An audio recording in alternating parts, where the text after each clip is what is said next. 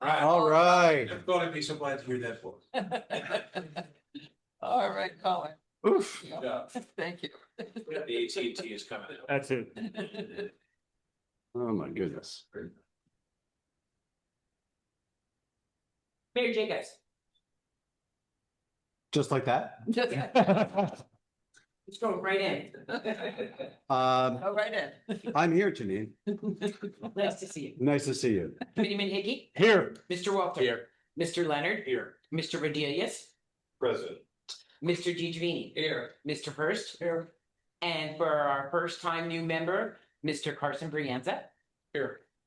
And Chairwoman Gutschall. Here. Adequate notice of this meeting of the Bedminster Township Land Use Board was filed with the Township Clerk, sent to the Bernardsville News and the Courier News, and to all subscribers, and posted at Township Municipal Building, 1 Miller Lane, Bedminster, New Jersey, on January 9th, 2026. Please stand for the flag salute. I pledge allegiance to the flag of the United States of America and to the republic for which it stands, one nation, under God, indivisible, with liberty and justice for all.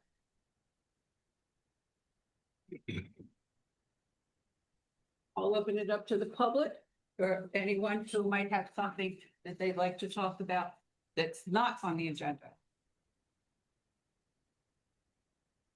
Now, again, if you are online, I would need you to either raise your hand or unmute yourself. This is for anything that is not on the agenda. Agenda.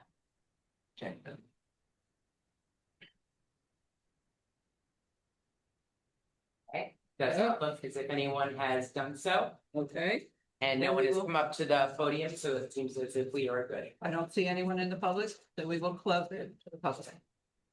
All right, we have minutes that we need to approve from July 9th. You've had a chance to look at the minutes, please. You need a motion. So moved. Second. All in favor? Aye.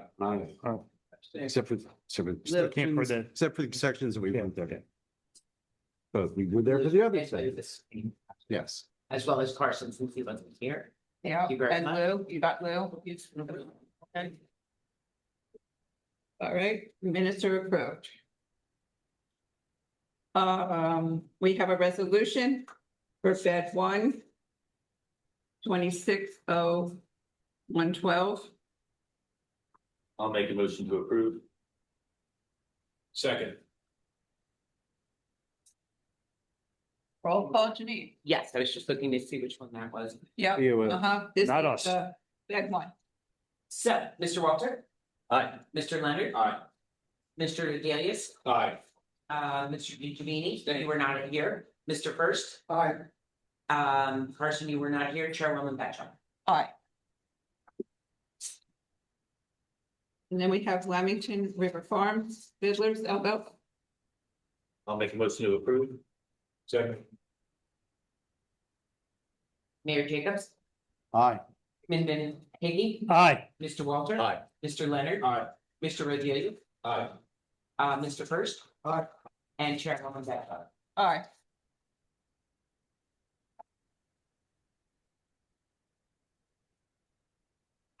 Okay, we can now go into our hearings for Lamington Club Farm Trump.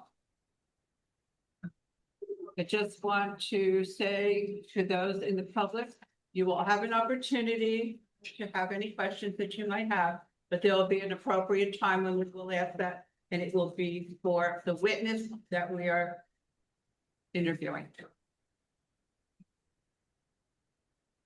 All right, ahead. Thank you, Madam Chair. Members of the board, my name is Michael Lavery. I am from the firm of Lavery, Salvaggi and Cohen, representing Lamington Farm Club LLC, doing business as Trump National Golf Club. The application tonight involves property located at 900 Lamington Road. We're seeking preliminary and final site plan approval to commit construction of an addition to the dining room on the property of approximately 11,330 square feet. We're requesting 3 bulk variances. One's for lot coverage where 5% is permitted, and we're looking for a variance for 5.56%. There's a minimum building height requirement of 35 feet. The existing clubhouse is 35.28 feet. The proposal is for 37.17 feet, but you'll hear testimony that because the grade's being reduced, it's actually going to be lower. But we still have to, the way it's measured in Bedminster, we still have to ask for the variance roof. And the last one is minimum floor area of any building on a golf course is 30,000 square feet. And we're proposing 54,480 in the aggregate. There's two design waivers we've also requested. One is for the relocation of 3 tee boxes and the relocation of a cart path. And then finally, a design waiver for the number of seats in the clubhouse. 350 are permitted by ordinance with a maximum of 200 per room. We're proposing a maximum of 1,220 with a maximum of 500 seats for the new dining room. So without any further ado, I'd like to introduce my first witness, or maybe we could swear them all in. Yes, gentlemen, who'll be testifying, please raise your right hands. Do you swear or affirm to tell the truth, the whole truth, and nothing but the truth to help you God? I do. And please state your names and at least a business address and spell your last names. Sure. Yeah. My name is Ed Russo. I'm here on behalf of Donald Trump and the Trump Organization. Now living in Pompano Beach, Florida. There's also the handheld mic on the podium. Robert Moscello, Gladstone Design, 265 Main Street, Gladstone, New Jersey. Hi there, everyone. My name is John McDonough, McDonough. I'm the project planner. You'll hear from me last. Dave Schutzenhofer. I'm the general manager at Trump National Golf Club Bedminster. I live at 62 East Lincoln Avenue, Atlantic Highlands, New Jersey. Thank you, gentlemen. The board recognizes and accepts the qualifications of. Oh, I'm sorry. My name is Ed O'Brien. I'm an architect and I live in Tewksbury Township and I might be testifying here tonight. Thank you, Ed. The board recognizes and accepts the qualifications of Robert Michella as a professional engineer, John McDonough as a professional planner, and Ed O'Brien as a registered architect. Please go ahead. Thank you, Mr. Collins. I'd like to call as my first witness, Ed Russo, who's sitting to my left. Good evening. Mr. Russo, could you just give a brief overview of what this is about and why we're doing it? Sure. Madam Chair, Mayor Jacobs, members of the board, staff and professionals, ladies and gentlemen, I am Ed Russo. I'm here on behalf of the Donald Trump and the Trump Organization, and I'm here to say that we all collectively have done some wonderful things for the people of Bedminster, and I'm about to do something that's record-breaking, and I'm here to say the least number of words that I've ever did in this room before, and I'm here just to say thank you for all your help and guidance, and hopefully this will turn out just fine. Thank you. Thank you, Mr. Russo. I'd like to call my next witness, Robert Michella from Gladstone Design.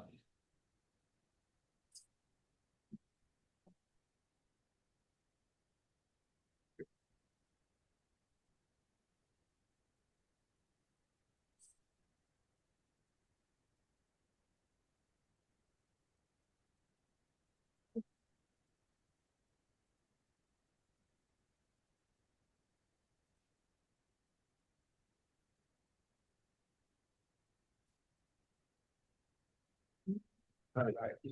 The engineering of the project, site plan, et cetera.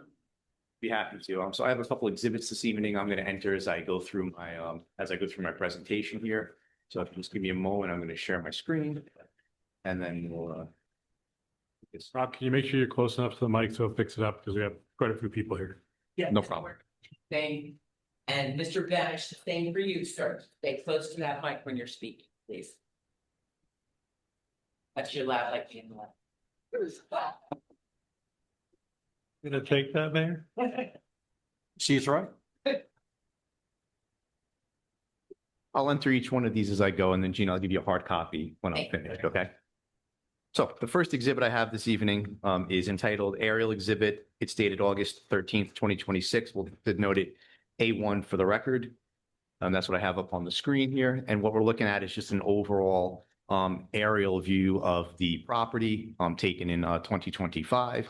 The property in question is 504 acres. It's denoted as Block 38, lots 13, 13.01, and 13.02, and Block 39, lots 10 and 10.01. So it's comprised of 5 lots, consisting, like I said, of 504 acres. Shown here outlined on the map you see in front of you. It has frontage on Lamington Road to the north of the site. Cowperthwaite Road bisects the property, splitting it in 2/3 to the north, and I'm sorry, 2/3 to the east and 1/3 to the south. Old River Road is on the southern portion of the site. You also have Elizabeth Lane that runs along this portion here of the property as well. And really, we're focusing on 5 or 6 locations that you see here on my map that we're going to talk about this evening for the project improvements that we're discussing. Just for a quick overview of the access to the sites off of Lamington Road, you've got a basically mile-plus long driveway that comes into the site, which basically brings you to. Can you reference from the hard copies that we have? Yes. So You don't have a hard copy of this in front of you. It's only on the screen. This is an aerial map that's on the screen. It's an exhibit. It's an exhibit, yes. when we get to those, please. So yeah, so you come in the main driveway, and we're going to talk about the core area of the site, which is the main existing area in the middle here of the plan, where you've got the existing clubhouse, which would be the subject of one of the subjects of the application tonight. You go past the clubhouse, you've got the existing support buildings, the men's locker room, ladies' locker room, cart storage. You'll see the main existing parking lot in the middle of the screen here. That was just recently expanded a few years ago, and then you have the barn, I say the pool area, cottages, tennis courts, and then the existing sewer treatment plant that's over here as well, which is also the subject of tonight's discussion. So that's the core area of the site. Off to the south, you have 2 structures that are adjacent to each other here. One is the administrative building, which is denoted as F. The other building, BB, is the Golf Academy building. We'll be doing some slight improvements around these features here. And then as I zoom out, when you come in along the main driveway, which is right here on the plan as we zoom in here, we'll be doing a stormwater facility just adjacent to one of the tee boxes here as part of the clubhouse expansion. And then there'll be 2 sections of improvements on the golf course.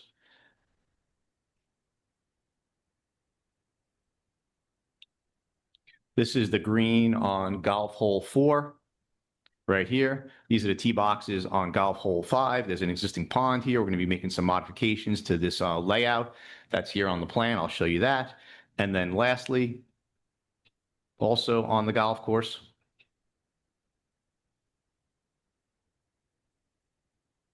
this is the green on hole 16 and the tee boxes on hole 17. There's an existing stormwater basin here. You can see it on the plan with this vegetation. And there's an existing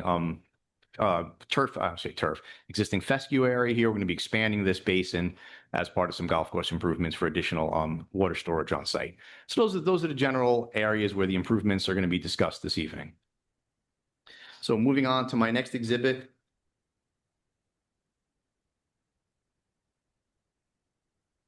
Which is entitled, for the record, Site Rendering Exhibit A.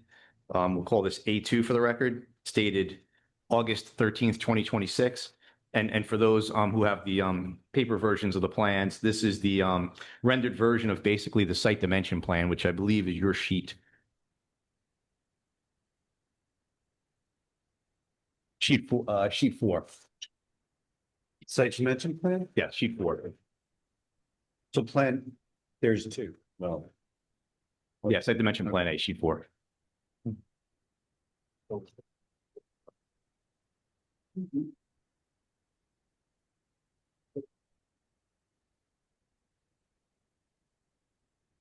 There's a 3 and 4.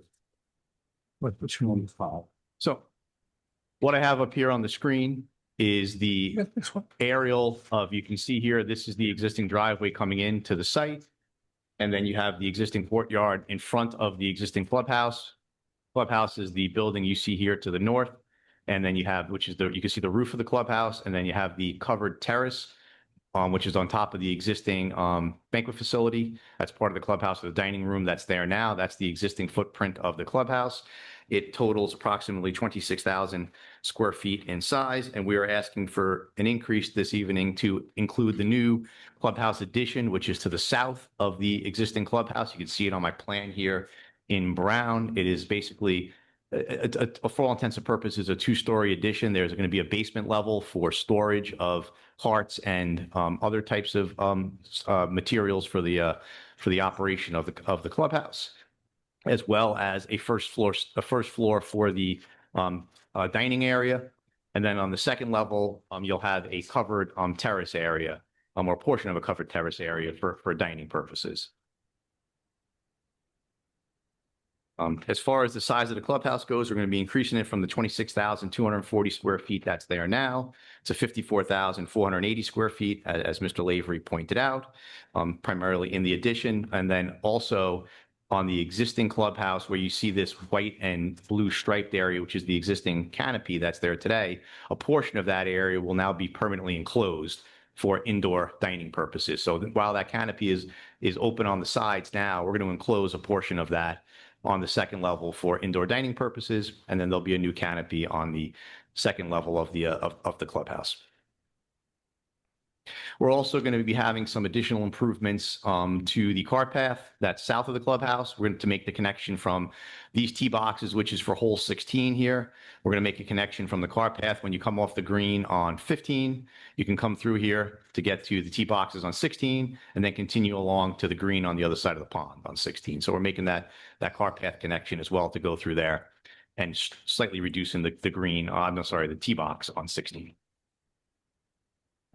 So with those floor area increases, just to note, the floor area for the project now goes up to 1.55% will be the overall FAR on the site, which is well under the ordinance allowable for this site.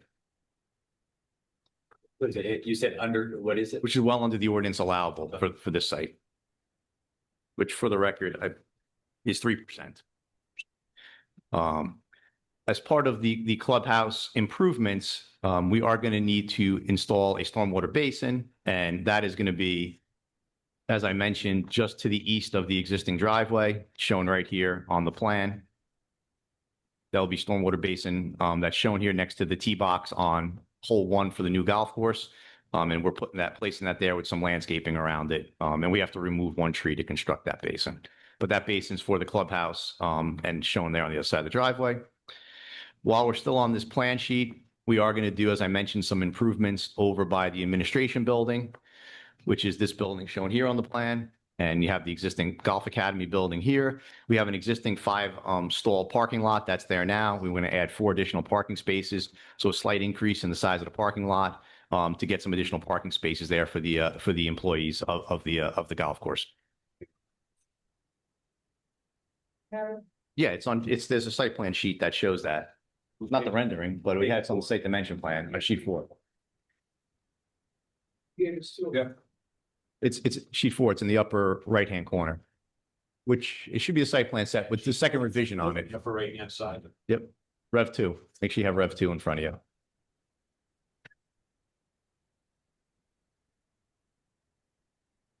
Practice range parking. Yeah, I got it. And then right below that's the infiltration basin inset. You can see that as well there.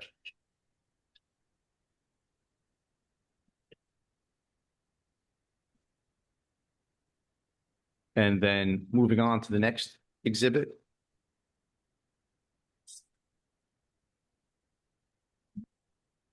This will be A3 for the record, and it's entitled Site Rendering Exhibit B. And this, just so everyone can follow along, should be Site Dimension Plan B that you have in front of you. Just turn to the next page, which is sheet 5. Sheet 5, you said? Yes, sheet 5.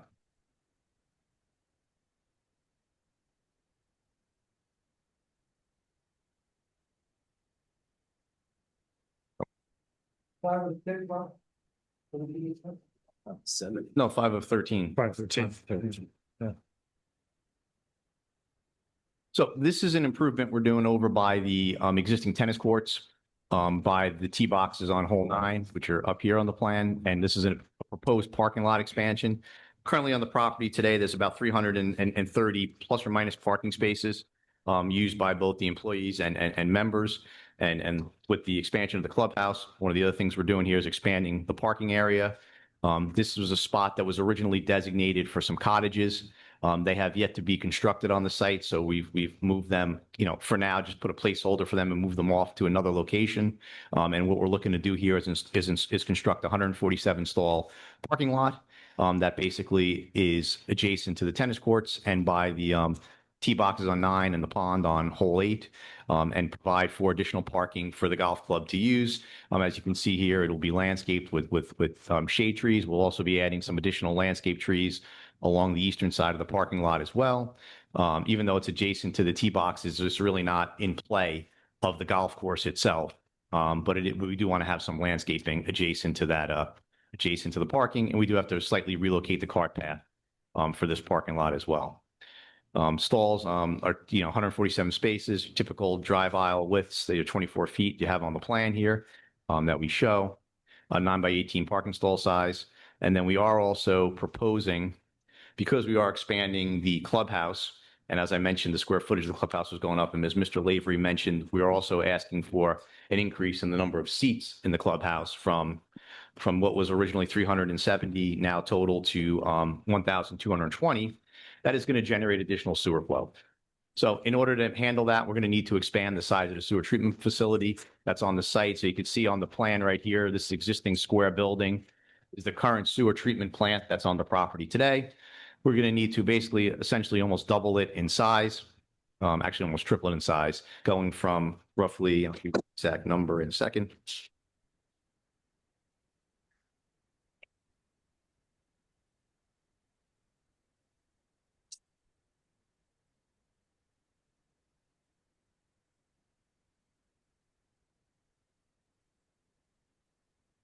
Repeat that, sorry.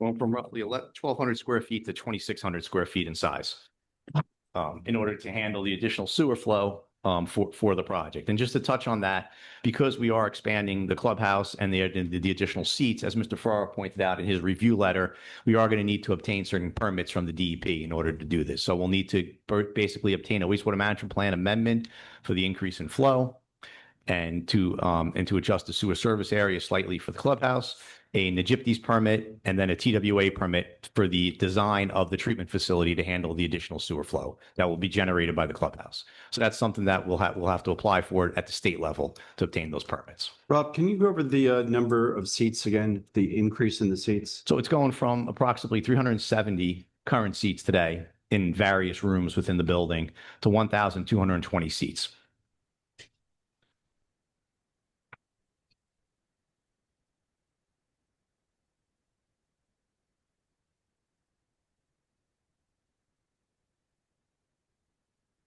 How many parking spaces will there be? So now we're going from approximately 332 parking spaces on site to a total of 483 parking spaces with the addition of the new parking lot. And that's adequate? Yeah, based on the way the club's been operating, you'll hear from Mr. Schutzenhofer in a little bit about how the club operates and how it functions. This we feel would be adequate for the expansion of the clubhouse to satisfy those additional need for parking on site.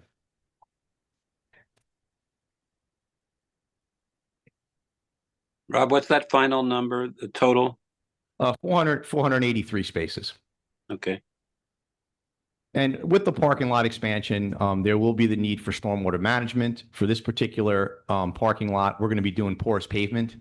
So you can see the areas that are generally hatched here in the darker gray where the parking spaces are. That will all be porous pavement. So this way, the parking lot will basically manage its own stormwater runoff with the porous pavement system with the subsurface collection underneath there, and then it'll discharge into the existing pond. That's just to the north of the parking lot. And that porous pavement system is designed for the new stormwater regulations that just went into effect a couple of years ago. So it's designed for the 2100 year 100 storm event, 2100 year 100-year storm event that's required to be designed for. And there will be parking lot lighting. It'll be the same lighting that's currently being used in the existing parking lot. We're going to carry that same theme through to this parking lot. It'll be turned off at the close of business hours, which again is when the club shuts down in the evening. And that lighting will be designed for the parking lot. And I think Mr. Ferraro had a comment about the light distribution and how it's being distributed with the light poles. And I think we had a circular distribution, and he suggested possibly going with more of an elongated distribution to reduce the spillage onto the non-pavement areas, which we can certainly do. So that will not be a problem to shrink that distribution a bit and keep the lighting to just the pavement areas. Then moving on to the next exhibit.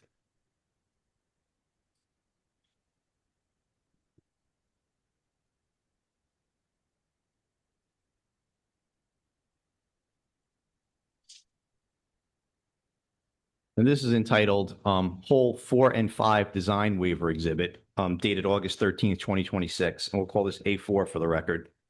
And this sheet is actually, you don't have this in front of you. You have what was approved by the DEP. It was the supplemental golf hole sheets for golf holes 4 and 5 and golf hole 16. So it's for purposes of following along, look at sheet 2 of 7. It's hole 4 and 5 pond grading and utility plan. This should be a separate set from the main set. We have a second. Okay. So it should be sheet 2 in that set.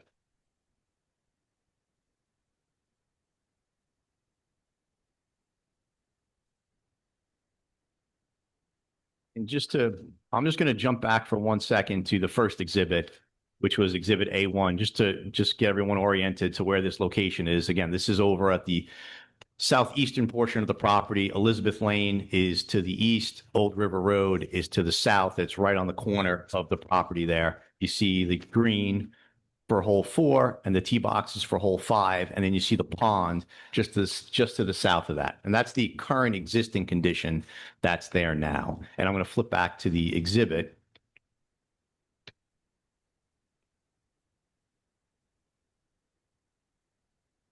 And essentially what we're looking to do here is, here's the existing green, and you don't have the exact colored exhibit in front of you, but you have the same geometry. Here's the existing green on hole 4. That's there now. These are the 4 tee boxes that exist today for hole 5 right here. And then what we're looking to do is take those tee boxes and move them to the south. You can see them shaded here in green.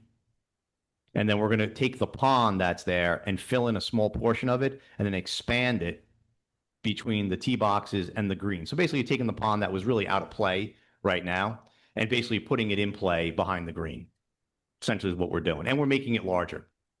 The pond was designed originally as a stormwater basin for hole 4 and the tee boxes on hole 5. So it's still going to function as a stormwater basin. Today, it'll be larger just for the purposes of aesthetics and bringing it more into play for the golf course itself. But by doing that, we have to relocate the tee boxes and we have to relocate the cart path in order to bring the golfers from the green around the pond to the tee boxes. So we are asking for waivers from the ordinance for the tee boxes and for the cart path. And if you could see on here, I've got the 2 setbacks. This setback line that's closer to Elizabeth Lane is the cart path setback, this blue dash line here.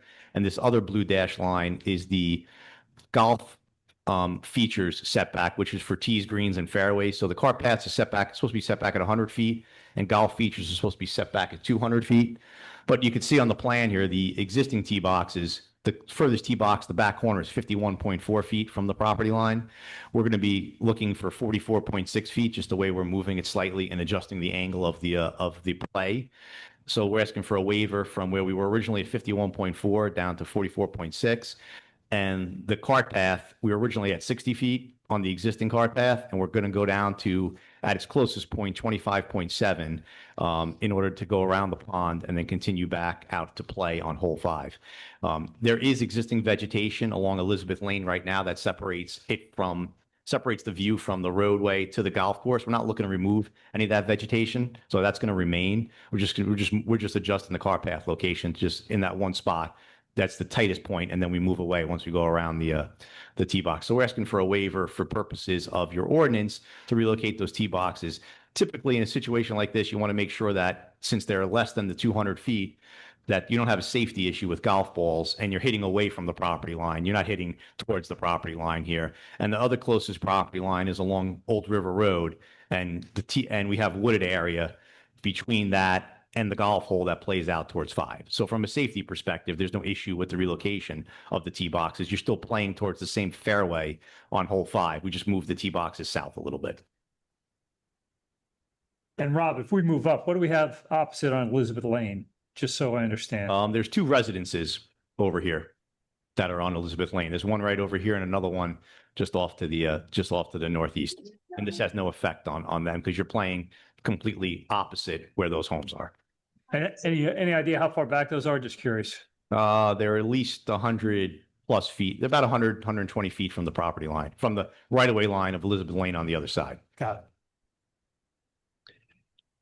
So the last sheet that I have exhibit-wise is entitled Hole 16 and 17 Pond Grading and Utility Exhibit. We'll call that A5 for the record, also dated August 13th, 2026. And for your reference purposes, I believe if you just turn to the next page, 307, you'll see that plan there. So just to go back one moment to A1. So this is on, here's golf hole 16, which plays towards the green here. And then you have the tee boxes on 17 that play back towards Cowperthwaite. The areas I mentioned down here is where this existing basin is today, and mowed fescue area. We're not looking to make any modifications to the golf hole here. To the golf holes, all we're doing is expanding the existing detention basin. That's a dry basin, and we're making it a wet pond. So I'll go back to that exhibit A5. So here's the green on 16. Here's the tee boxes on 17. That existing basin is right here. And what we're looking to do here is take out the existing basin and replace it with a wet pond.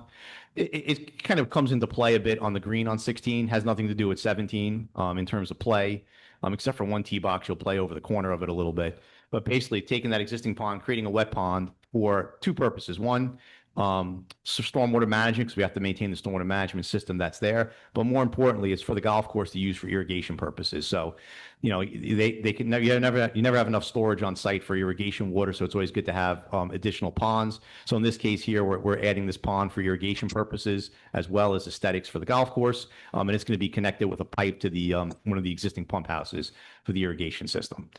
So the purpose of that pond really is for stormwater and irrigation purposes, and does some aesthetics as well for the golf hole. For both this improvement and the improvement on golf holes 4 and 5, these were within regulated areas of the DEP, primarily riparian zones. But both areas were previously disturbed years ago when the golf course was built, but the regulations have changed, and therefore there's now regulated areas in these places where they weren't before.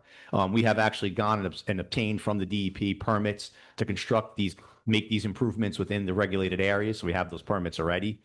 So again, we're here asking for the waivers this evening for the tee boxes and the car path on holes 4 and 5, and then presenting this as part of the site plan application for golf holes 16 and 17. Well, we did obtain our DEP permits already from the state. So I guess just to summarize our waivers and variances again this evening, we're asking for a couple of variances. One for maximum lot coverage going from 4.97% to 5.56%. And that's really driven by the parking lot improvements over in the core area. And just to put the note that we are looking to mitigate that impervious increase by the use of the new stormwater management features and technologies that are available to us today to offset those increases in impervious coverage with those stormwater management systems that will have retention and water quality features associated with them. We are asking for a variance. Oh, this is one I didn't touch on. A variance for the height of the clubhouse building, as Mr. Lavery pointed out. The existing clubhouse, as it is today, is at a height of 35.28 feet. That's the existing height of the building. We're not looking to change the height of the building. And I'll go back to my exhibit A2 to discuss this. The ridge line of that clubhouse, you can see it right here on the aerial. When measured from existing grade around the existing building, height's 35.28. We're not changing the ridge line of the building. We're adding the addition to the south, which if you look at the architectural cross sections or elevations, that addition is not taller than the existing building. It's lower than the existing building. But because your ordinance says we have to calculate the average grade around the entire building, when you add in the addition, you'll notice on the southern portion of the addition here, I've got this connection to the lower level of the building. That's actually goes underneath the building. It's bringing my grade, my average grade plane down a little bit in order to be able to effectuate that. And also my grade around the addition as well is slightly lower than the first floor. Because of that, my average grade drops. I'm not changing the height of the building at all. My average grade just drops. And now the new calculation becomes 37.17 feet for the clubhouse building, even though I did not change the clubhouse building at all. It's still left as it is existing. But it's basically a mathematical calculation that changes the height of the building, and therefore it ends up being a C variance for the height of the clubhouse, even though the addition is under the ridge line and is not taller than the existing building. And then we have the variance for the proposed aggregate clubhouse floor area of 54,480 square feet. And then we have a couple design waivers. I talked about the design waivers already for the 3 tee boxes and the cart path, being that 100 feet for the cart path and 200 feet for the tee boxes. We're asking for that deviation down to 44.6 for the tee box and 25.7 for the cart path. And we also have a design waiver for the total number of seats in the building and seats per dining room. So the ordinance maximum permitted is 350. We're asking for 1,220. And then your ordinance also limits the number of seats in a dining room to 200. And in this case, we're asking for 500 in the main dining room of the clubhouse. So how many total were there? 5 or 6? I'm sorry. There were how many? 5 or 6 that you're looking for? 1, 2, 3, 4. I got. Oh, there were three variances 3 variants. Okay. and 2 design waivers. Okay, got it. Yes. And then as far as I think review letters go, we've reviewed Mr. Ferraro's letter, and I have no issues with complying with the comments in his letter related to the technical issues that were raised there. And then as far as Mr. Banish's letter goes, I don't believe there are any technical plan modifications that were required in his letter relating to the site plans. Paul, anything? Well, first, before I get into that, apparently there's a white SUV in a handicap parking spot out there that the engine is running. I don't know if anybody owns. Maybe it's mine. Your engine's running and your air conditioning's on. There's a little puddle of water underneath it. That's what you get when you get a hybrid. So I don't know if you want to shut it off quick or. I would like to, yeah. Okay, why don't we stop for 2 minutes? I will do that immediately. Yeah. If I don't see the.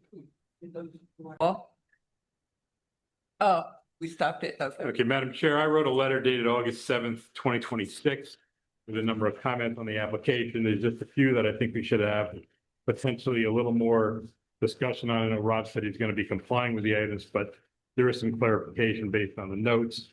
The first one is section 1 site plan, paragraph A, sheet 1, number 2. Didn't understand, was that a extraneous note about the subject of the current application being the cottage? Yes, that was carryover from some other set of plans. They should have been removed. And is it similar to comment D2? I didn't see where those were relocated. They were actually, I'll show you quickly on exhibit A3. You can see them. There's these 4 boxes right here. These were the future cottages that were originally approved next to the tennis courts. And I just put them on the plans here as a placeholder for them. We'd have to come in for site plan approval in the future if we were to want to construct them. Okay, I don't know. It's probably going to change because of the proximity to the helistop there. But yeah, that's just not going to go there.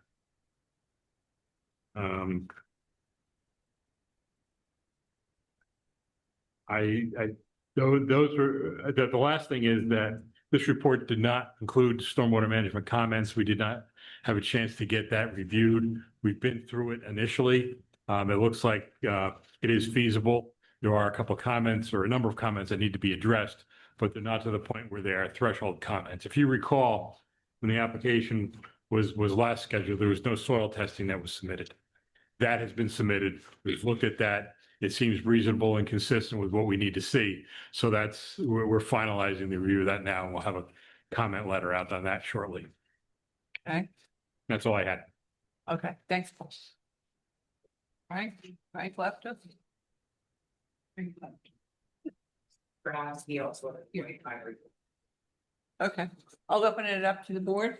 Lou? I have a question, Robin, just wanted to kind of verify the numbers you spoke about. Yeah. Regarding parking and seats. So, did you say there's currently 370 seats? No, there's about 330, I'm sorry, 370 seats in the clubhouse, yes. Yeah, And you're expanding to 1,220 seats? correct, 1,220 seats? correct. And parking, you have currently 332 parking spaces? Approximately correct, Okay, and you're expanding to 483 correct. parking spaces. Do you have an expert that's gonna talk about the parking and the flow? Because the math doesn't seem to add up for me. We have our general manager who's going to talk about the clubhouse and how they intend to see this function and operate in terms of the seats in the clubhouse. Because again, you'll hear from him, but to kind of put into perspective a little bit, while you've got 1,220 seats in the clubhouse, not every seat's going to be taken up at every time. You know, you have some of that is going to be for dining for golfers, which is going to be different from when you have, let's say, an event in the banquet space of the clubhouse. So it's not intended that you're going to have 1,220 people in the building all at the same time. And I think you'll hear more about that from an operational perspective. I need a little more clarification because what I see, an additional 850 seats, but only an additional 151 parking spots. So Yep. hopefully we can work that out with how the club's operates. Club. Yes, you'll hear that from Mr. Schutzenhofer. Does that include all the parking for the staff? It does include parking for the staff as well. Where this parking lot is going now, there's staff that's parking there today on the existing driveway that's there. So that this takes into account the staff as well. Right, so that number is really all the parking spaces. Right. And the club's operating today, even though you have 370 seats, you're operating with 2 golf courses, you're operating with multiple, things that go on there. And you'll hear Mr. Schutzenhofer about that in terms of how it works. And keep in mind too, a lot of the parking here is valet for members. And you'll hear about that as well. So they don't usually park their own cars. They come into the clubhouse and they valet from there, and the cars get parked in the parking lot. So they have some ability to move things around as well. But striped parking spaces is going to be 483.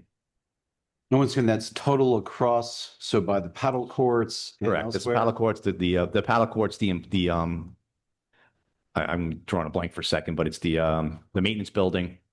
And So so that number is inclusive across the Yes. entire property. entire property, yes. Okay. Can you park in the grass? Are you allowed to? I just kind of out in the middle of nowhere, but. There is parking that occurs on the grass for some events. Okay, and that's not prohibited. It's not prohibited, no. Okay. It's not a regular It's parking flat. area. It could not be used as a regular parking area. It creates some issues relative to stormwater management if it were a regular parking area. Anybody else on the board? No, Frank, did you have any comment at No. this point? So, thank you. Okay. All right, we can open it up to the public. If you have a question for this witness, the engineer. Come up front, please.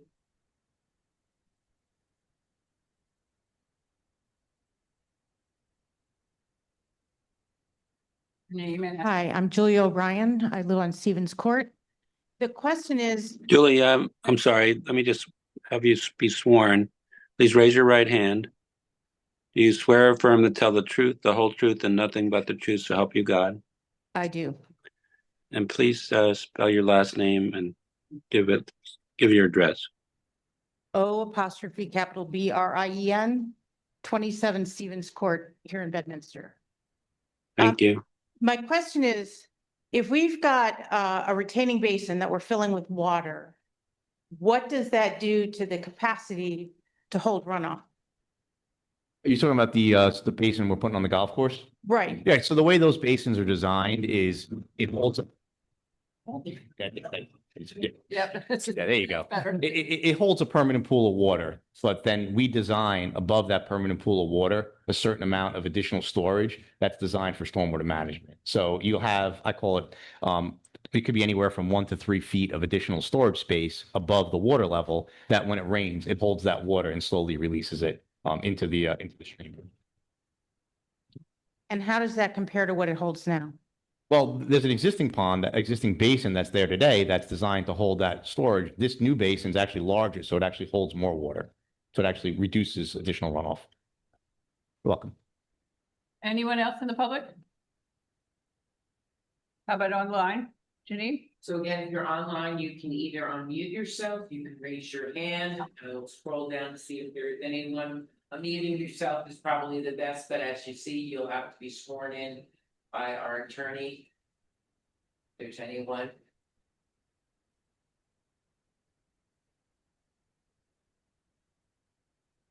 It does not look as if anyone has raised their hand or unmuted themselves. It does not look like there's anyone. All right, we will close it to the public. I guess you're next. Oh, excuse me, we have one other. Come on, front, please.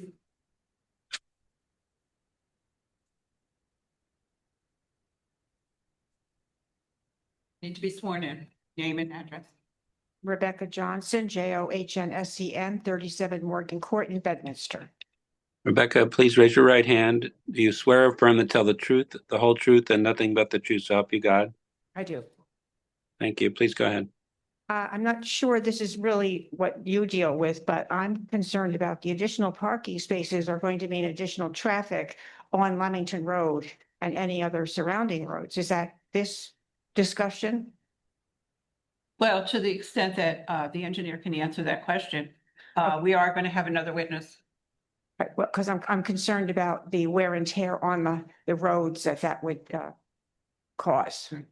I mean, from the club's operational perspective, and I think Mr. Schutzenhofer will be able to elaborate on this, but this is not a function of increasing membership for the golf course because the membership number is capped by ordinance anyway. It's a matter of just providing additional services for the members that are there now. So we have adequate parking for the clubhouse. That's actually, when you hear from Mr. Schutzenhofer, it's to service the current membership. That's why we're asking for the additional increase in seats. So there's the membership's already there. They're using the golf course. We just need more space for them when they're on site. Unless there are going to be many special events, which would increase the amount of traffic that would be coming in. This is not tied to special events. It's just tied to the membership that's there now. Thank you. You're welcome. Anyone else in the audience? Just real quick, this can be used for special events though, this area, correct? Well, it would be normal, and Mr. Schutzenhofer will testify to this, but it's going to be used for the club's normal events that they have now. So not to increase them. And then if you ever wanted to hold a special event, your code requires a special event permit. So we'd have to come before the town to get that. But that's not the plan. And again, I don't want to steal Mr. Schutzenhofer's thunder, but right now you can seat 200 people in the dining room. So let's say an event like Mother's Day, and he'll testify to the number of members or families that are members there. It's upwards of, close to 500. You can't fit all of those people. So you're sticking them everywhere. So the plan isn't to have some great events or anything. It's just we want to service the membership that's there now, because on events like Mother's Day and those type of things, you just can't fit everybody in that dining. Okay, thank you. Excuse me 1 second. You have like weddings outside, people outside of the membership? No. Okay, so you have. Mr. Schutzenhofer can confirm that, but no, that's not the intention at all. It's just, we've got a dining room that holds 200 people and we've got twice the number of families there, and you just can't, when we have just regular club events for club members, you just don't have enough space for them. That answers the question. Okay. All right. More questions. Despite our earlier promise, Mr. Russo, I'm going to recall him, so I apologize. Oh, no. Oh. We're almost done. Hi, everybody. Thank you, Rob. Great presentation, very professional and accurate. But they're exhibits and they're site plans, and we've all seen them, and it doesn't provide any of us with the spatial dynamics or the visual impacts, what it really is going to be. And I'd like to request from the land use board in the township a consideration of what we instituted before on our initial application and subsequent applications, which we call the Technical Coordinating Committee, made up of the Land Use Board, the Board of Health, the Environmental Commission, the members of the Township Committee, and open to the public to come out there and get a feel for what it really is going to be. And I think in this particular, it was really well used in the past, especially in environmental issues, grassland bird habitats. When you finally start to do things, you see how things relate to each other, and everybody has some input, and it really was very helpful. We were really able to make some additional improvements to everything we did. That said, I was thinking of setting it up, if we can arrange that, to have this group come out towards the end of this year before anything really changes, and then during the construction early next year, and then when it's completed at the end. So everybody gets a feel for all this is, the impact of size and dimension and all that stuff. It helped me a lot when we were first doing it. I think you'll get a better feel for what we're all about. Thank you. Thank you, Ed. Okay, next witness? Yes, Madam Chair. I'd like to call David Schutz.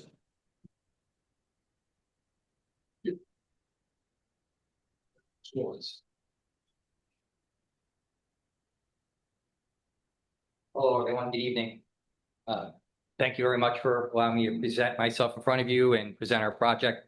I can tell you that I've been the general manager at Bedminster for 20 years, and it's been an honor and a pleasure to work in your community. We're very proud of everything that we've been doing at the club, and hope that we've had a very positive impact on the community. We take that very seriously. We're here tonight because the club membership is very active, and the current facilities that we have struggle to meet the needs of the demands on our membership.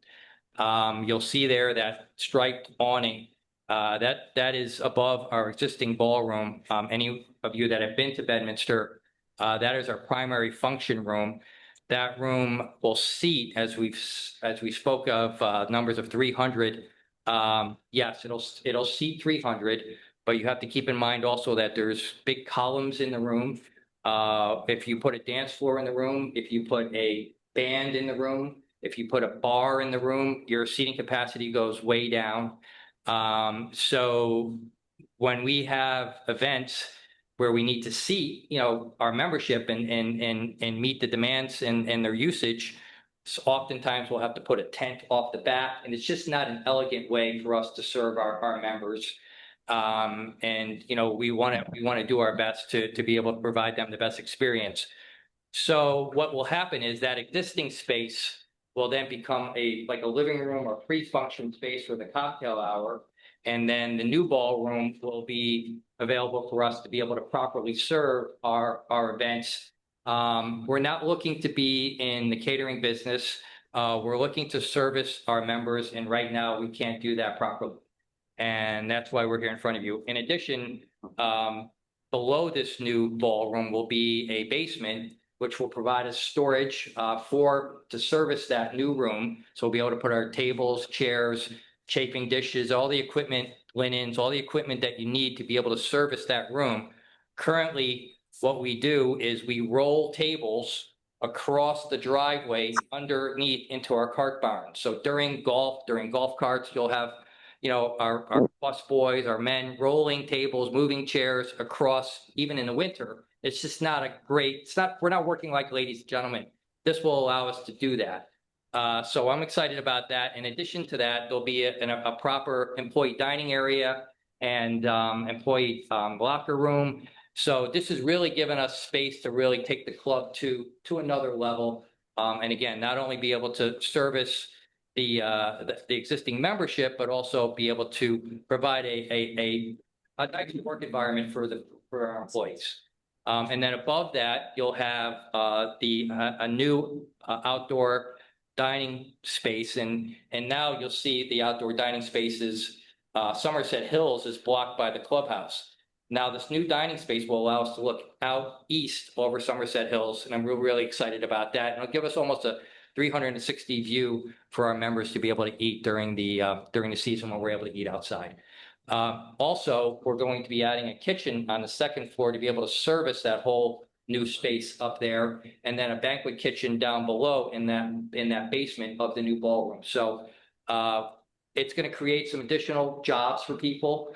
Not a lot, but additional. We'll need some more, cooks and servers, and again, it's just right now we struggle, and it takes a lot of wear and tear and on everyone to be able to, function the way that we like to function, and the way our members expect. Dave, just a quick question. Yeah. Is any part of the existing ballroom being demolished? No. No. So this is all new space? Yes, sir. Just coming off the side? Yeah. Okay. It's an addition, straight addition. But there is that conservatory area that's Oh, coming. that's true. I'm sorry. Yeah, we are losing the orchid room. Right. And how many members do you say we have? We have 550 families. 550? 550. Or no, the Okay, And your family, PTO, I'm sorry, is the baskets. that's families. Families, right. Give that. What's it? Hold the existing dining room now. Well, we have an active member social calendar, so all your traditional events, everything from your, Valentine's, your father-daughter dance, Easter, Palm Sunday, Easter, Mother's Day, Father's Day, Thanksgiving, the holiday parties that we have for our members. So yeah, we have a very active social calendar. And then when members have weddings, we'll have the weddings in there if they choose to have them with us. And then if a member wants to sponsor a wedding, we'll allow them to do that. So we have about 20 to 25 weddings a year. And we're not looking to grow that. We're just looking to do them better, right? Be able to serve them better. So can you, because this, I think, gets to some of the questions about the distinction between the increase in parking and the increase in the number of seats, how that's going to work.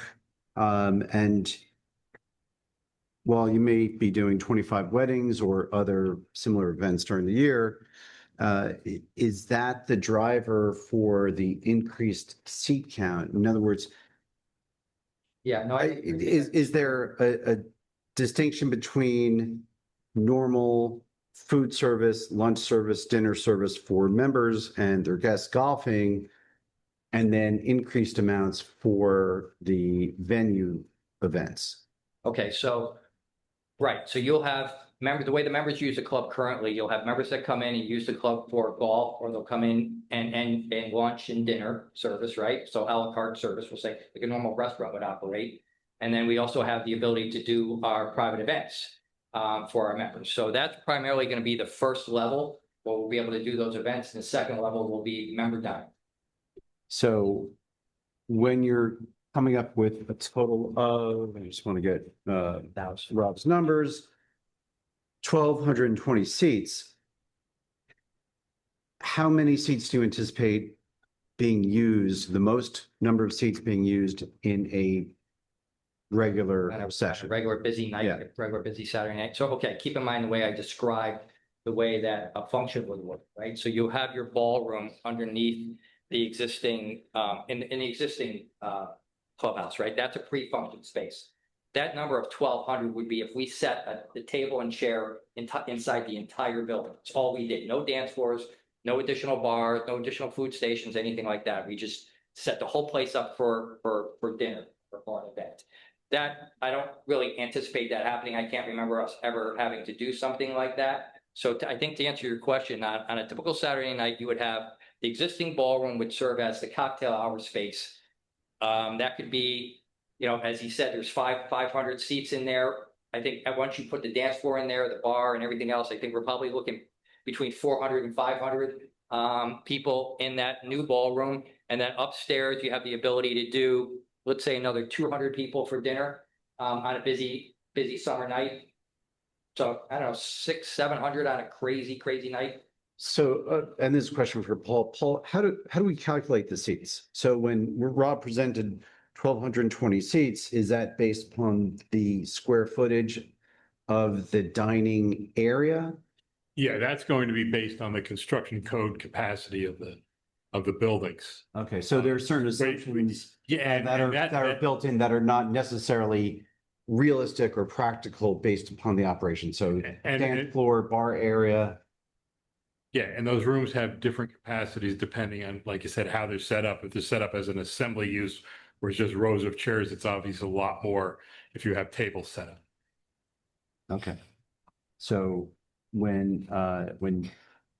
Schutzenhofer says 600 to 700, if you have a wedding or some other event in the ballroom, and then you've got seats upstairs.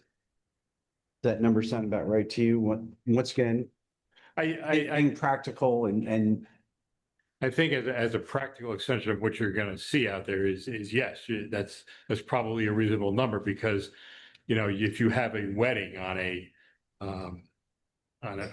Saturday evening, you probably don't have the seats being used in the members' grill room, for example. Those are all seats that are out there.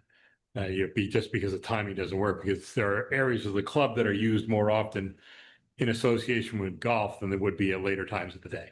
so 1220 is a theoretical number using the construction code.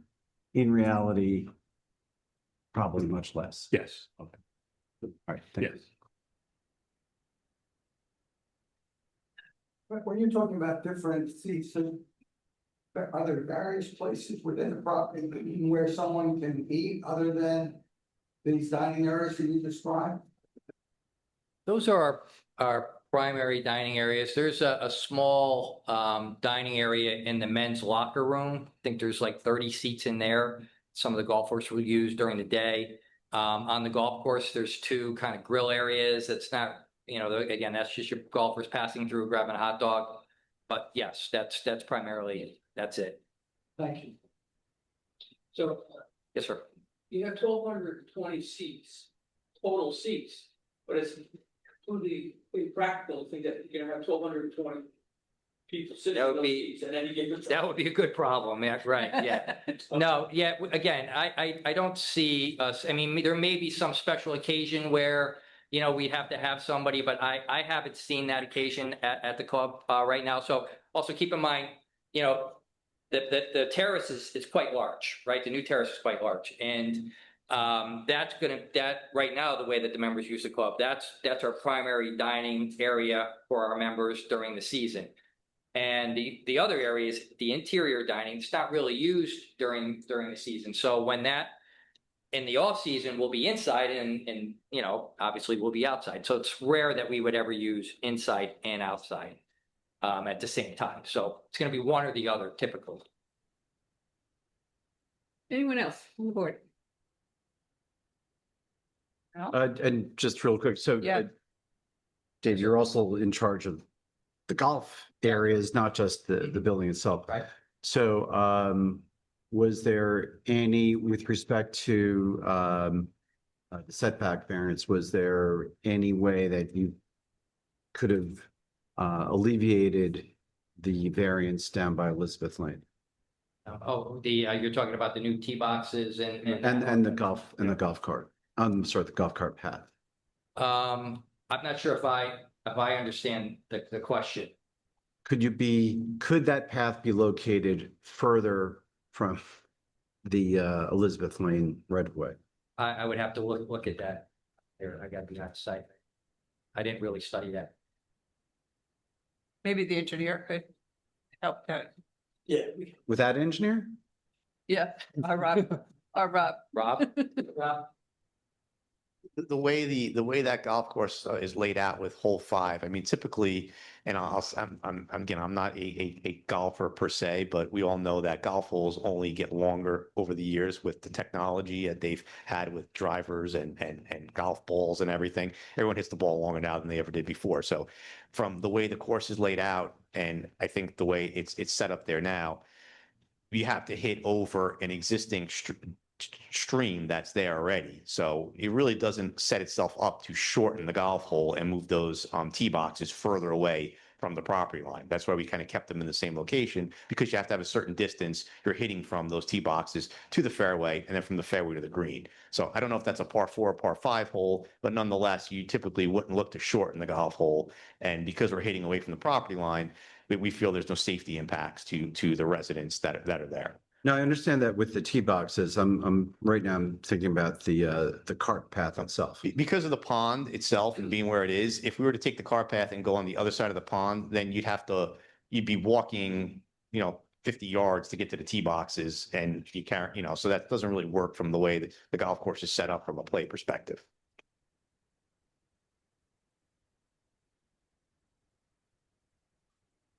Okay, anybody else? Could I make one comment? Yes, go right ahead. Some of the details of the variances required here are significant but relatively minor. I think the major element is the building massing, and you're going to hear from the architect about that. And the fact that we initially thought the way to control the size of a golf club was by the seating. And I think we've heard operationally tonight that what we thought was a simple method of limiting things might not have had as much logic to it as we thought. So when they are defending tripling or whatever that is, the number of potential seats that they can have now compared to what they could have had before, and some are outside and only seasonally used and all that kind of stuff. I think their planner will probably explain what they think is the rationale for that. But I think when we initially crafted golf for Bedminster, we tried to make sure that it was really environmentally super sane and, really well done. And I think this course has always been that. And we also tried to make sure that it wouldn't outgrow what Bedminster could handle. And I think we've seen some pretty serious events here already that tell me that it hasn't really been something Bedminster can't handle. So I'll let their planner testify about it. But as we look at all the details of this, that's probably one of the more significant, or something that if I were opposing that, I'd say, why would you ever let them triple the number of seats? I think you'll hear why, but we'll listen to that. That's all I have right now. Thank you, Frank. Just a couple more questions for Mr. Schutzenhofer. Yeah. Will there be any amplified sound or outdoor entertainment on the terrace, proposed terrace? Just background music, dining music. Okay, and I think you testified that the roof terrace is not used year round, it's used seasonally, correct? Okay. What are the normal operation hours of the club? We're usually done, we usually get started in the morning somewhere around 7, 8 a.m. for breakfast. Are you talking about on the terrace or just in general? Just in general, yeah, 7 a.m. to 10, 11 p.m. All right, and are those hours going to change if this project is approved? No, sir. Okay. Will the construction floor require to hire more employees? The new ball, yes, yeah, we'll have to hire some more people. And then you heard parking being talked about earlier. Do you believe that the parking that's proposed is sufficient for? I'm excited about the parking that's proposed, yes. Yeah. All right, do you have any issues with the parking now with the? We make it work, but the new parking is definitely going to be a big help. Yeah, maybe you should explain the parking a little better. I think it's a concern. Mm-hmm. So, all right, so currently, and we propose to also have valet parking. Mm-hmm. So, again, I don't really see us increasing the level of activity or the number of events that we do. We're just looking to try and do those events better. Obviously, we'll have the ability to host more people, but between the demand and our desire to do so, we don't really expect that to be the case. We'll have the ability, obviously, but again, we don't expect that to be the case. So with another 180 spots, I'm very comfortable that that's going to be adequate for us to be able to continue to properly service and park our members and their guests. Do you park people in non-spots, meaning you have employees, you can double park and park in front of them or behind them? Do you do any of that? Absolutely. We'll double them up sometimes if we have to, right? The keys are in the car, we'll jockey them around. Right. We have grass that's not even included on here. Some offbeat pads off some of the car paths. We can park some cars if we need to for overflow. So yeah, our valleys are very creative and do a good job. And just curious, those cars, are they electric or gas? Electric. It helps with the, as the mayor pointed out, as that cart path gets closer to those neighbors, Oh yeah, they're quiet. Okay. They're quiet. Yep. They're very quiet. It was almost as quiet as your car. Yeah, almost. Almost. Paul, do you have anything further on the parking? Is that? I don't know. I'm not particularly concerned about the number of stalls as it relates to the parking, the number of seats, because as has been said, on these big events, everybody is getting valeted. The valets stack the cars and there'll be more cars parked out than there are spaces. And 9 times out of 10, they're all on paved surfaces anyway. So I think the number is reasonable. Okay, all right. Yes, we'll open up to public. Come on up, please.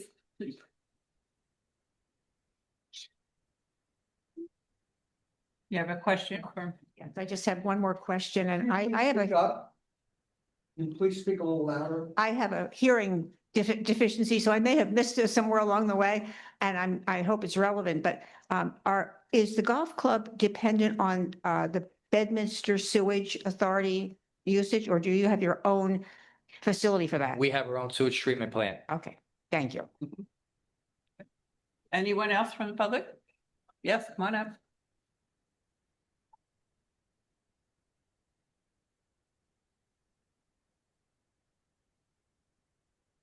My name is Carol Levin. I'll need to swear in. Thank you, Carol. Please raise your right hand. Do you Yeah. swear or affirm to tell the truth, the whole truth, or nothing but the truth, so help you God? I swear. Thank you. And please state your name and spell your last name and give us an address. Great. Carol Levin, and I live at 144 Smoke Rise Road, Bedminster. And I had a bunch, several questions. First of all, we said that the size of membership was about 500 and I think 50 families. Has that grown, changed since when the original clubhouse was created in terms of space for events? And if so, what was the trajectory of that growth and how does that relate to what the original site plan was? So the original ballroom was built in 2006. So now we're 20 years later. I believe the membership, if my memory serves me, that's the year I started, was about 180 families, and now we're at 550. And did this township have any input in the increase of number of members? It's regulated by your, the code regulates how many families that you can have, how many members you can have in a club. And it's based on number of golf holes and size of the property. It's in the code. It's in the township code. Okay, and the township's been aware, because obviously you've outgrown your facility because you have tripled approximately the number of members.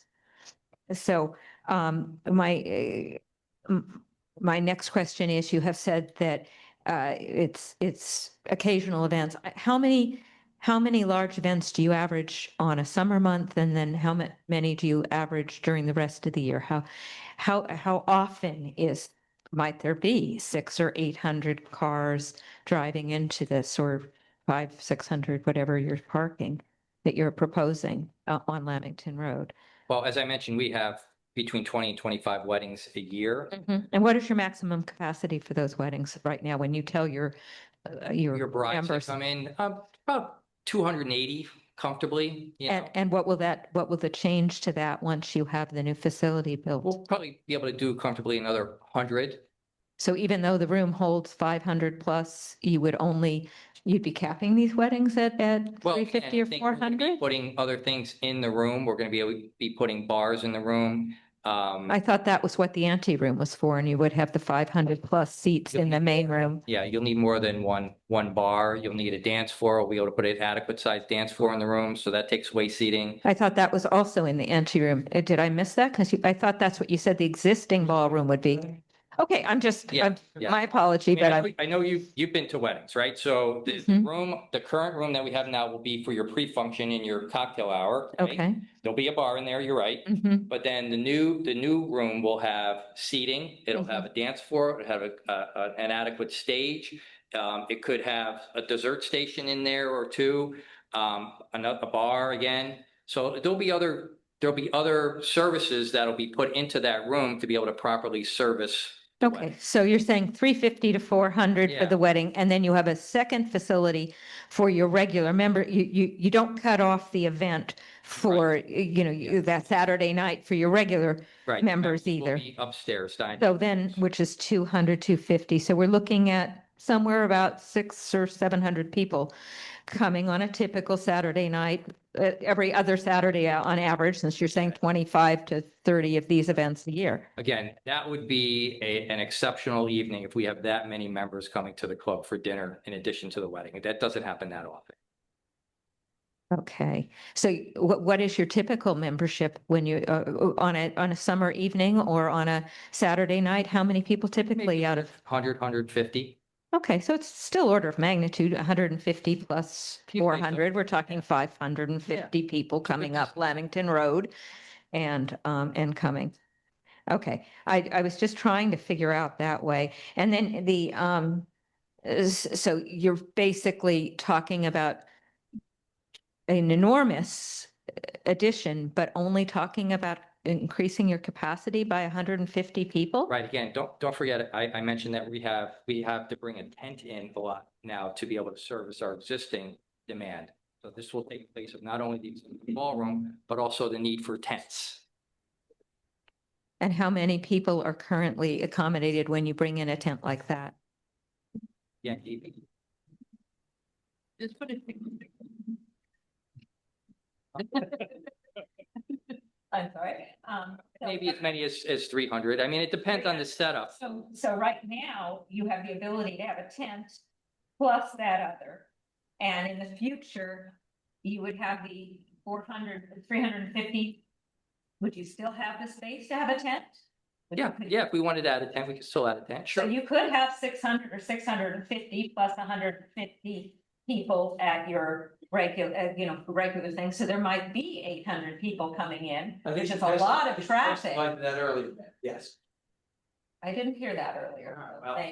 It's fine, but and then you also said you had employees and that you would need more employees. So you're talking about just 100, 150 less new parking spaces, and yet you are talking about having up to 600 people for that wedding, plus 150 plus another, like, I don't know, 40, 50 employees. I don't think That you said seems like a 600 lot. for a wedding, man. Well, you said you could have the tent as well as the. Right, but you just said it was 600, Well, you said sorry. three Go hundred ahead. and fifty for your new place.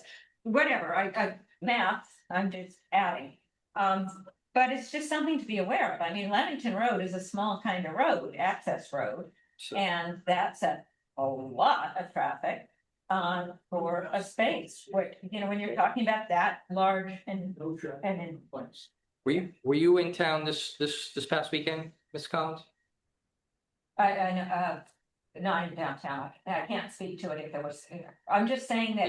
Yeah. When you are talking about this incredible increase in capacity, I'm looking to see what, because it costs a lot of money to build that much space. If you're not planning to use it pretty often, why you would spend that kind of money is surprising. Because we want to continue to have a world-class club in your community. Okay, anyway, thank you, and thank you for answering. My pleasure. Anyone else from the public? How about online, Ginny? Okay, once again, anyone online, you can raise your hand, you can unmute yourself. I will look to see. No one has done either raise their hand or unmuted themselves. Fine for online. Okay, we'll close it to the public, and thank you. Thank you. Next witness. Thank you.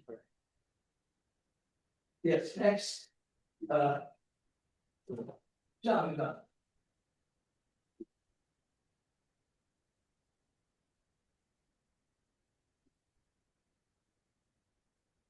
Hey, Michael, are you gonna call Ed? Yeah. You want John to go last, probably? Not really. I mean, that's how we usually do it, but Yeah. You know what? I didn't know we were gonna need Ed, so if we want to hear from the architect, I can certainly bring him up now. So, all right, John, you take a break. only because he went through some design development that it was useful to talk about. Understood. Thank you. High five. Nice try, though. Nice thought.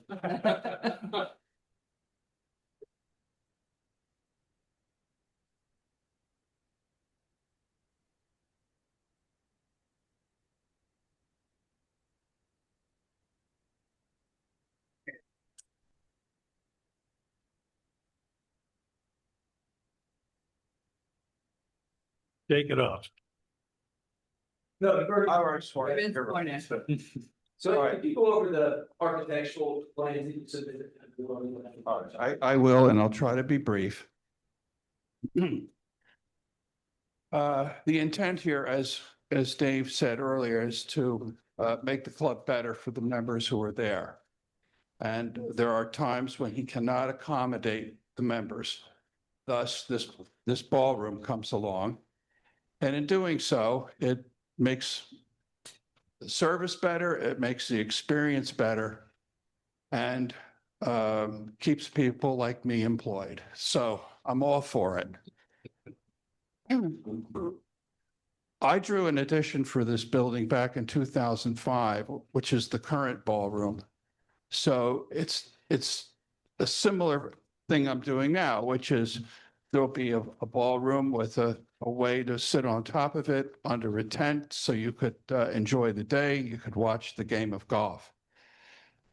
The concept behind the addition where it is, as compared to other things we looked into, this addition where it is can be built and the club can be continuously open.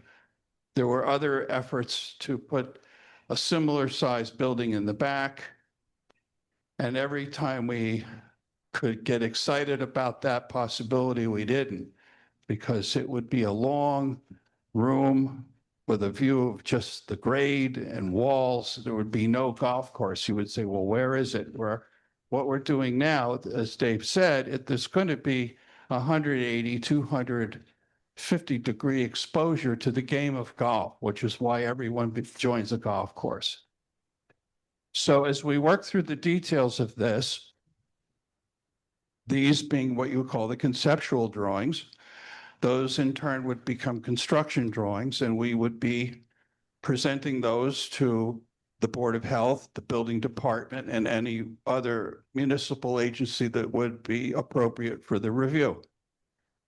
And to summarize, the materials and the selection of materials are all meant, and the proportions of the building are all meant to match what we currently have and not do anything that would sort of say compromise the dignity of the old building. With that, I'm hopeful that you'll think favorably of it and maybe give us an approval. Thank you. Anybody have any questions for the architect? I might mention that the addition Ed did back early 2006, whenever that was pretty graceful. And I think dealing with a building of these kind of scale proportions, it's kind of hard to make an easy fit, but I think it's a pretty decent fit that we should be happy somebody like him is, put some thought into how this should fit together. And I was initially critical of the out of the box design, but the more I looked at what he was dealing with, and I think that we're in a really good place with this. So I think I sent mixed signals. I just want to clarify that. So I do have a question of the architect on the on your drawing A2, which is the main level. Yeah, first floor plan. Is there a dance floor that's incorporated into the ballroom? There is nothing but a big empty room at this point. I think as the room gets used and the events happen and you gain some traction, if you will, on how the room would work, those kind of things will become self-evident as the building grows with the people who use it. And whereas the existing on your plans is called dining room, I think to anyone who's been to PTO events, we call it ballroom, the old ballroom. There's no pillars, there's no internal support structures in the ballroom. So everything is being handled by trusses running across. Yes, a major, shall we say, among a battle among great architectural giants, now myself not included. No one's interested in columns anymore. No matter where you put them, they're in the wrong place. So the engineering involved in this is going to dazzle all of you when you come out and see when the thing is getting built. You would say, do these guys build railroad bridges or what? Somebody's going to put a lot of steel into that roof to not have columns, but also not to have the roof bounce. I mean, it's tricky stuff, which is why they have me.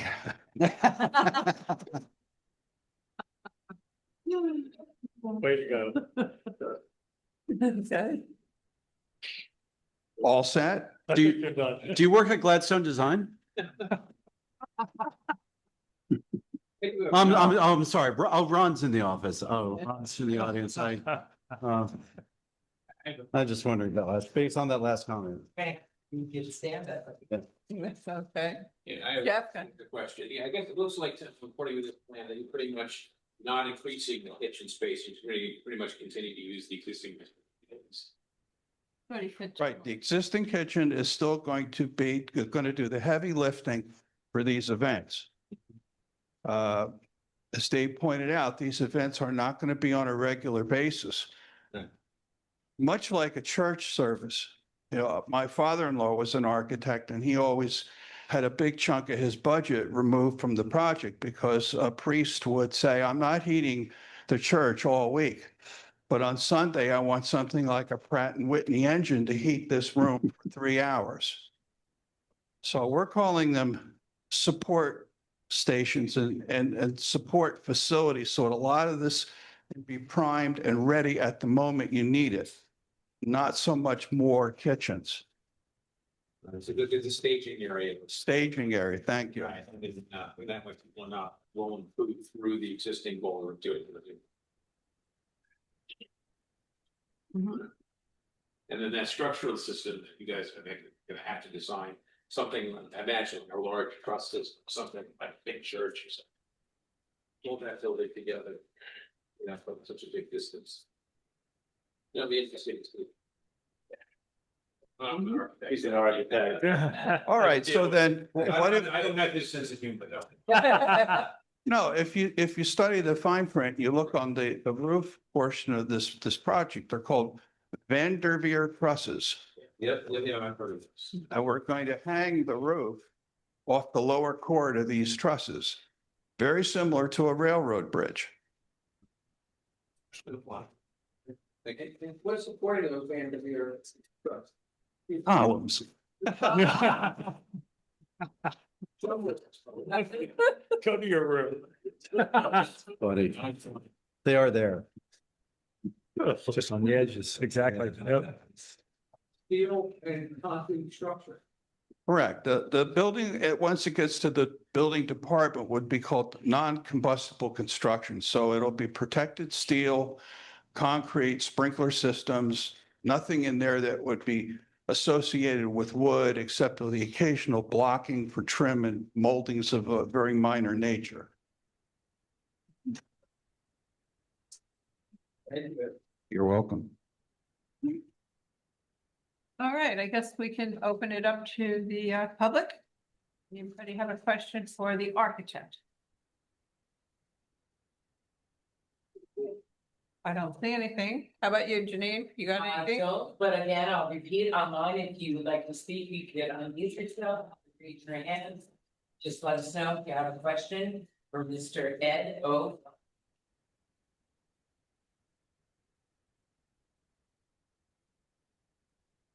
We're fine online. Okay, Well, thank you, everyone. thank you. Hope to see you at the club. Close it to the public. Next witness.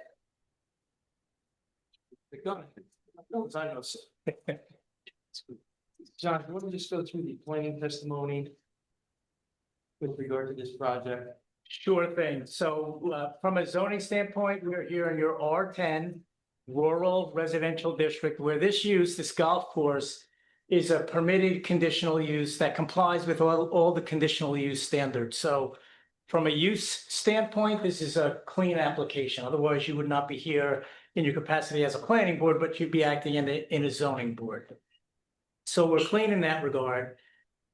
Also, with respect to your R10 zoning requirement, we comply substantially with your bulk criteria as well. You heard at the outset the relief that the applicant is seeking threefold with respect to bulk variances and 2 design exceptions, but there's substantial conformance with the higher tiers of zoning in your ordinance: the lot size, the lot frontage, the lot width. This expansion does not trigger any floor area relief. It does trigger some height relief, but that additional height relief is only 2 feet. It's not perceivable in the context of the overall site, which is over 500 acres. And as you've heard, the building is not going up. The ground is going down around it, which is what's actually triggering that additional 2-foot height relief.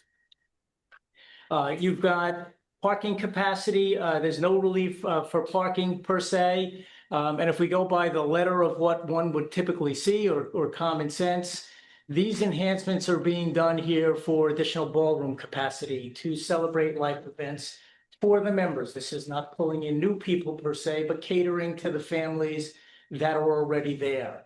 And as common sense would dictate, we have a converted older estate here that's now 90, 100 years old, was not sized originally for the capacity of what a modern ballroom experience may be. So that's what the applicant is doing here, bringing this older facility, maintaining the facility and the beauty and the charm that's there now in its stately capacity, and expanding it to, again, allow for a more celebratory experience for the people who are there to celebrate those special events. So not pulling in more people per se from the outside, but catering to the families that are already there. Common sense would also dictate that when you're dealing with a ballroom type of use, people don't generally come by themselves, as you may if you're going to play golf or whatnot. You may have another family member with you. You may have a third family member with you or more. Our parking standards on a industry level, whether it's the ITE, the Institute of Transportation Engineers, or ULI, the Urban Land Institute, which publishes ratios that we planners rely upon when we consider parking capacity. Say the typical ratio for a banquet hall, which is probably the most akin to a ballroom type of use, is 1 space for every 3 to 4 seats. Here we have a ratio of 1 for every 2 to 2.5 seats. So much more parking capacity than we would see under accepted or generally accepted industry standards. So we think the applicant is certainly doing a good thing here that caters to common sense and to commonly accepted practice as well. I'd like to thank Mr. Russo for taking me onto the property yesterday and showing me the land. And we know that all land use planning starts with the land. And the big thing that hits you, if you haven't been on this site before, when you get to the center, is that it's spacious. Everywhere you look has absolutely beautiful vistas on this beautiful piece of land, and it's space everywhere you look. What's nice about this application are the improvements are concentrated in the core, not at the edges, except for those tee boxes that you heard Rob talk about, and that one little change in the golf cart path, which is mitigated by landscaping that's already there. It is an unbelievably landscaped site with an emphasis on natural and native vegetation, excellent perimeter buffering all around.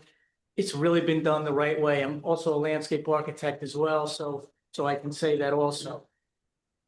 That landscape is what mitigates the impact of this particular application that's before the board, which again are simply put to be enhancements to an established facility, a community asset, and which you heard reflects a world-class appearance in terms of its presentation to the world. The relief here, notwithstanding the fact that I gave you all of the conformance, there is some relief the applicant is seeking. You've heard it at the outset, threefold, 3C variances. Number 1 for lot coverage, which is going up from its current percentage around 5% to 5.5%. So a slight increase from a decimal standpoint, which is mitigated by all of those nice stormwater mitigation measures or upgrades that you heard Rob talk about with his testimony. So the compensation for the additional coverage is mitigated by the upgrades in landscape. Again, without expanding the site outward, but working within the interior of what's already there. You've got that C relief for building height, 37.17, where 35 is the maximum allowed. Again, it's only 2 feet. We're not talking about anything that would be realized as being overpowering in the context of a 500-acre landscape. And again, it's not to go up, it's to go down with the grade. So I think there's a practicality to that as well. Then you've got the relief for the building floor area at 30,000 square feet was your cap, which may have been, as Frank had said, may have been a good standard back in the day, but we're seeing this additional capacity here to create room, again, for that experience that you would get in a modern banquet hall, a modern ballroom. 54,480 square feet is what the applicant is proposing. Importantly, this is a total addition of about 11,330 square feet in the interior of the site, in the core of the site, not at the edge as well, mitigated by space and landscape. In terms of the justification for those 3 C variances, we always come back to the statutory criteria. You either can go down a hardship path, which we're not going down here. I don't see any hardship in terms of why the applicant is doing this. So here in New Jersey, we have what we call the flexible C balancing test, where we look at the benefits of the application as a whole. We outweigh them against any potentially detrimental or adverse impacts. Here, the weight is clearly on the positive side. We always look to the purposes of zoning in the land use law and those 18 or so purposes at NJSA 40:55D-2, which is why this board exists in the first place. I see 4 purposes that are advanced here, including Purpose A, the promotion of the general welfare, with enhancements to a longstanding community asset without really increasing the intensity per se. And again, you've heard the upgrades are driven by the membership demand for a bigger venue, for more space, and for an elegant grand ballroom, which is what this application will deliver. We also see the advancement of Purpose G, our planning goal to provide for a variety of uses in appropriate locations, because we're looking at a use that is already there, not a new land use per se. It is well established, and the improvements are actually a retrofit of the landscape that's already there, but not clearing land or creating removal of trees on the periphery of the property. The obvious one here is Purpose I, the promotion of a desirable visual environment with a beautiful addition, nice interactive process with your professionals to get something that you're going to be really proud of as the centerpiece of the community, with both building and site upgrades to a very prestigious golf club in a very context sensitive manner. Lastly, from a planning standpoint, we always have a planning goal for efficient use of land. Adaptive reuse is one. Retrofit is another. That's Purpose M in the land use law, and that will be advanced here again as retrofit of previously developed land, working in the confines of what's there and not expanding outward into the surrounding properties. Those are the positives that the board can certainly consider here. I think there's strong weight on the positive side based on all of the evidence that's been put forth before you. On the flip side, we look at the potentially adverse impacts. Stormwater management has been addressed. Sewer, wastewater management has been addressed as well. And parking management has been addressed, not only through the operational testimony that you got, but I think, again, falling back on those acceptable industry standards that I just gave you. Not to mention that valet has another parking management control to it as well. So I believe that relief can be granted without any substantial detriment to the public, and also certainly without any substantial impairment to the intent and purpose of your zone plan. Environmental protection, environmental preservation are all core goals of your master plan. It's repeated over and over again. Your master plan talks about how a golf course promotes the natural openness of land that defines your community. So enhancements to a golf course is a good thing from a planning standpoint. Relief here relates to a distinct site with distinct attributes and is not something that's tantamount to a rezone. You're not opening floodgates for this type of relief on any other property. It is very specific here. And clearly the improvements to the building are not going to overpower the area. I think that's the reason why you have that cap on the building square footage. Likewise, on the design exception, which I'll get to next for the number of seats, So in that regard, I think on the balancing, the board can find that the clear weight here is on the positive side with the lesser weight on the negative side. With respect to those two design exceptions for the tee box location and the cart path setback, I can give you the numbers again if you need them, but I think Rob gave you a good description of what they are numerically. And then by now, you know, the clubhouse seats, which will be 1,220 total, where 350 is the maximum allowed. Whenever we're dealing with design exceptions, we've moved from section 71 of the land use law to section 70 of the land use law to section 51, which has a lesser test. It's not the applicant's burden to prove a balancing here, but simply to show that the relief being requested is reasonable and appropriate for all of the reasons that have been given, that this extra seating capacity is not equating to increased cars per se, increased traffic on Lamington Road. I think the board can find that that lesser test of reasonableness and appropriateness is met. In terms of the impact on your zone plan, when you look at your standards for golf courses, your design standards, you have 42 standards in there. This is a well-written ordinance to safeguard the public against any impacts from golf courses. This application complies with 40 of those 42 standards. That's substantial compliance in my book. Again, the only relief relates to the seats and the locations of the tee boxes and the golf carts. You have good controls in your ordinance in terms of membership caps, so you don't have to worry about that.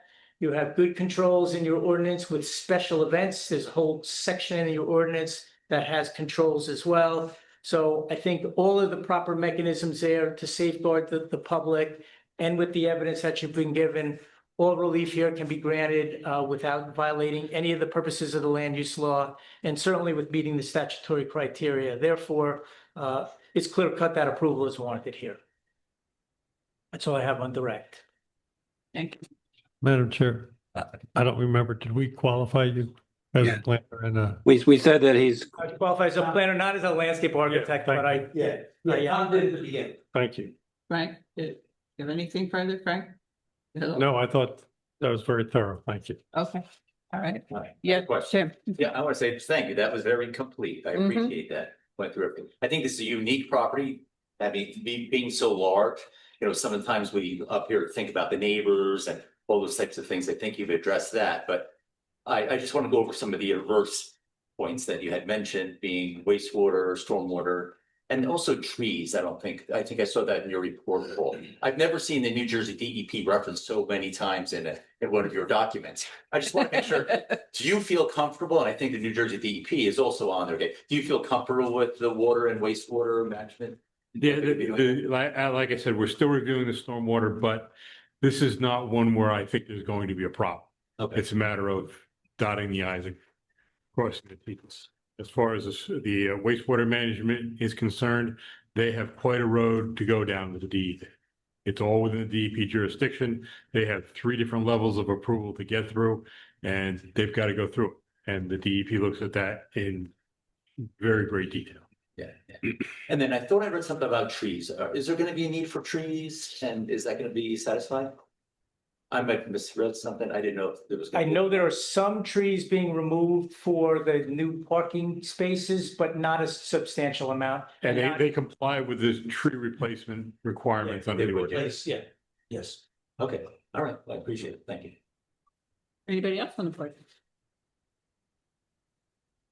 No, okay. I guess we can open it up to the public. Anybody have any questions for this witness? and then also testimony. This will now be the public hearing open for questions and testimony. Okay, thank you, Tom. Anyone? Yes, come on out.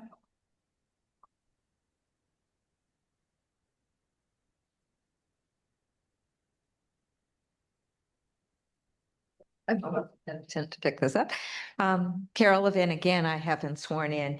I'm sorry, because I'm not very knowledgeable about this, but this is a private golf club, correct? Correct. With private membership. And I guess I don't quite understand what, we've been talking about the benefits to Bedminster. What percentage of the people who belong to this club are actually Bedminster residents? Because most of us can't do anything on your golf club because that is a private golf club, correct? Unless we are a member? Is that correct? Am I correct about that? You're talking about this beautiful space that's available for the membership to see, and that this expanded triple membership enhanced that golf club for the members, but does Mr. McDonough, benefit Mr. from that? McDonough Does should try to Bedminster answer get- this question. I guess, does Bedminster get any tax members benefit from it when you hold more events with more people on this club? Ma'am, you should let Mr. McDonough answer your first question and then see if you have another. Well, I was just defining benefits, so yes, I will put. And I'm not being a smart aleck. I don't know. Okay, does anybody, all right, because I don't, when it's, we're talking about this enhanced club and the benefits, and I just, as a Bedminster resident, don't understand what benefits I am getting from an enlarged club. Well, first, let me make it, and John, you can follow up on this, is the standards that are applied are not standards to be applied for if it's a benefit to just club members, or if it's a benefit to the, it could be the environment, could be light, air, open space. There's a bunch of things. It's not just the benefits of the members, and it's not just what is Bedminster get out of it, is are these good planning principles, and are we doing smart planning here?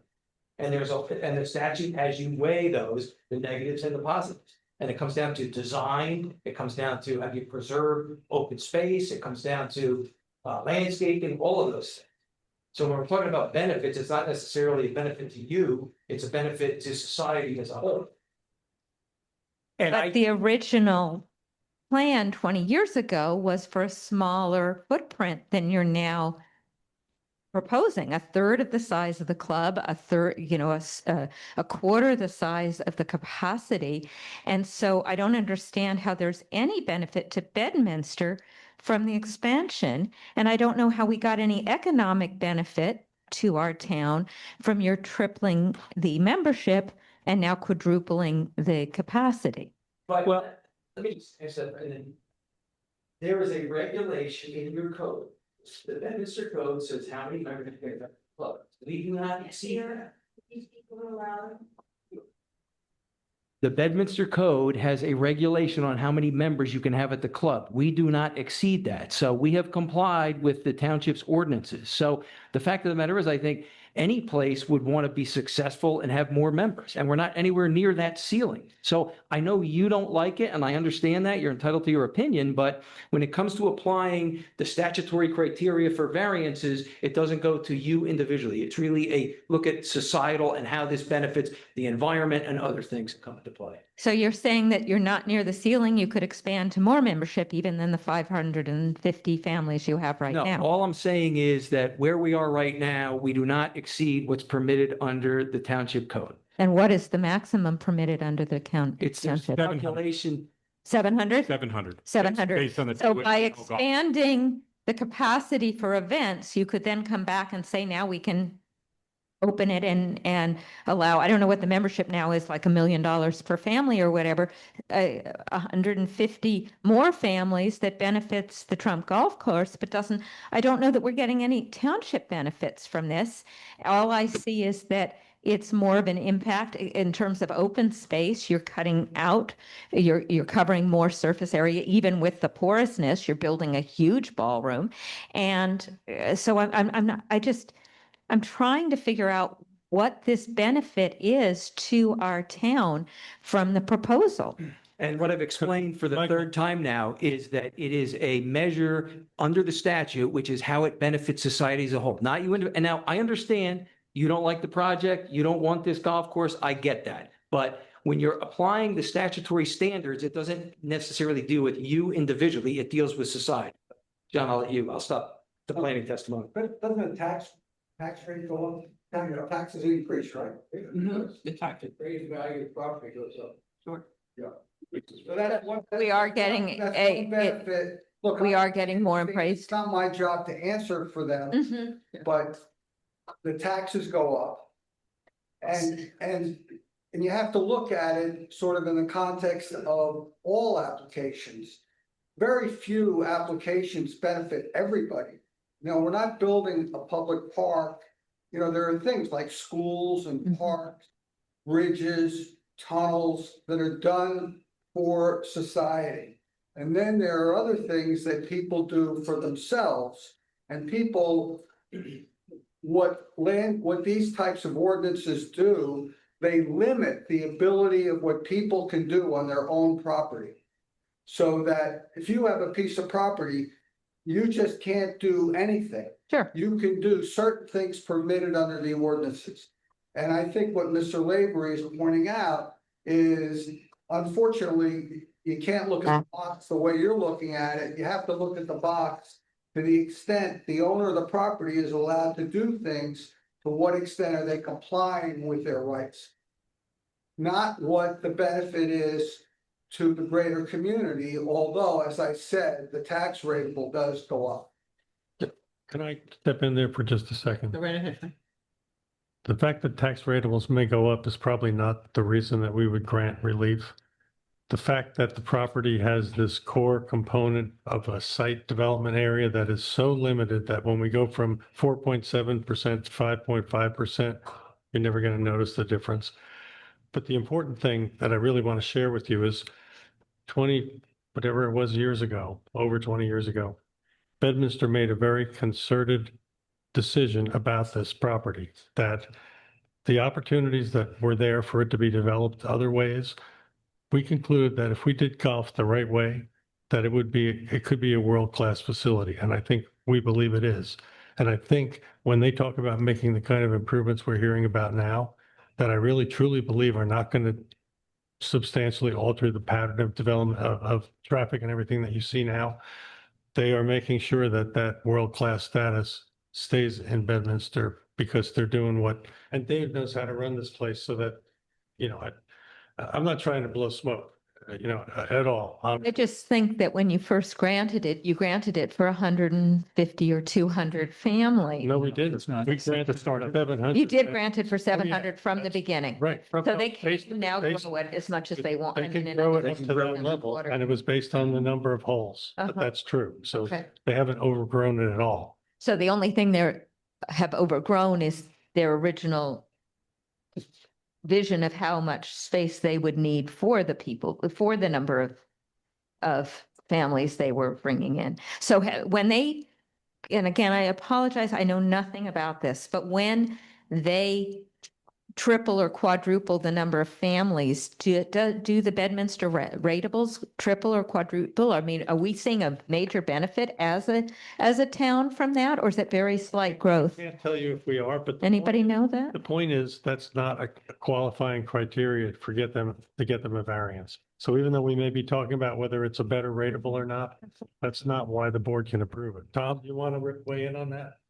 No, you covered it very well. Uh-huh. Right.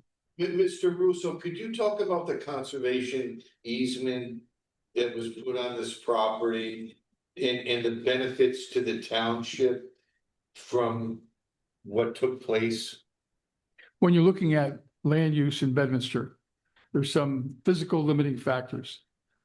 Water, soil quality, permeability, access to roads. Lamington Road is very lucky to have two splays of the Ramapo Fault, which means we have enormous amount of water. We have, believe it or not, access, private access, unfettered access to Route 78. We have the best soils in the county, Class 2 soils. There are no Class 1 soils. And there was an enormous opportunity to have incredible amount of development there.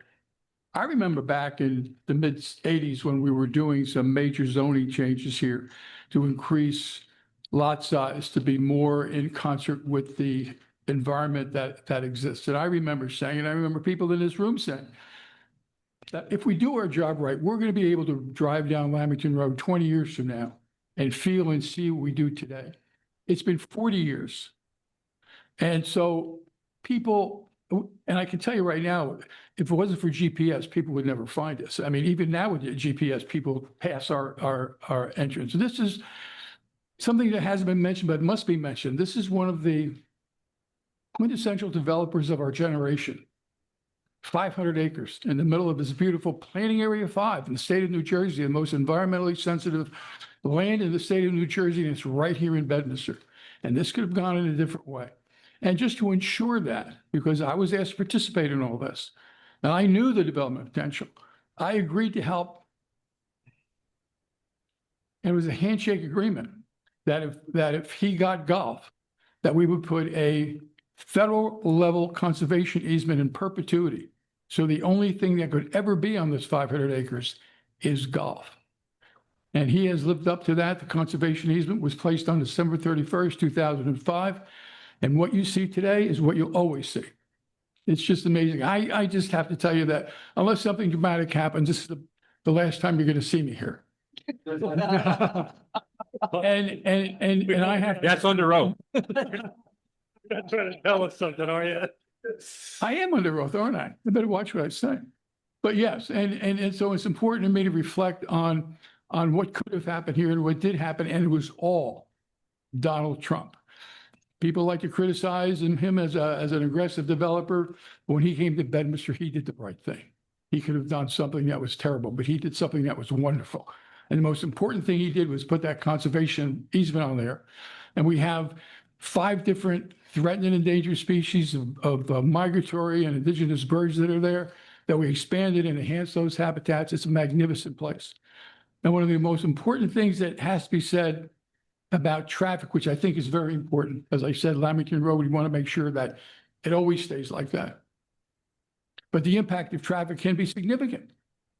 But it pales in comparison to what just happened this weekend, with the president being there several days, and the layers upon layers upon layers of security, the press and everything else.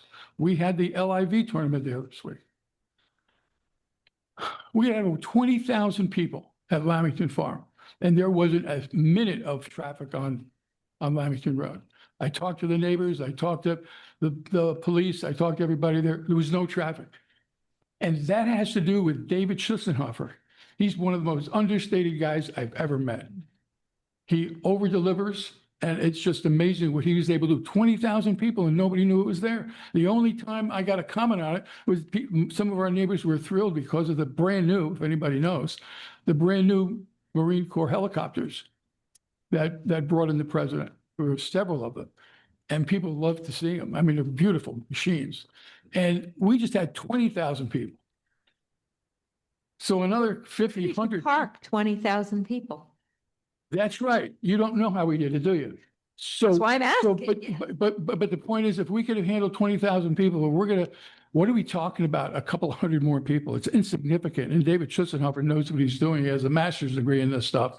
He amazes me in what he's able to accomplish. So if we just had 20,000 people,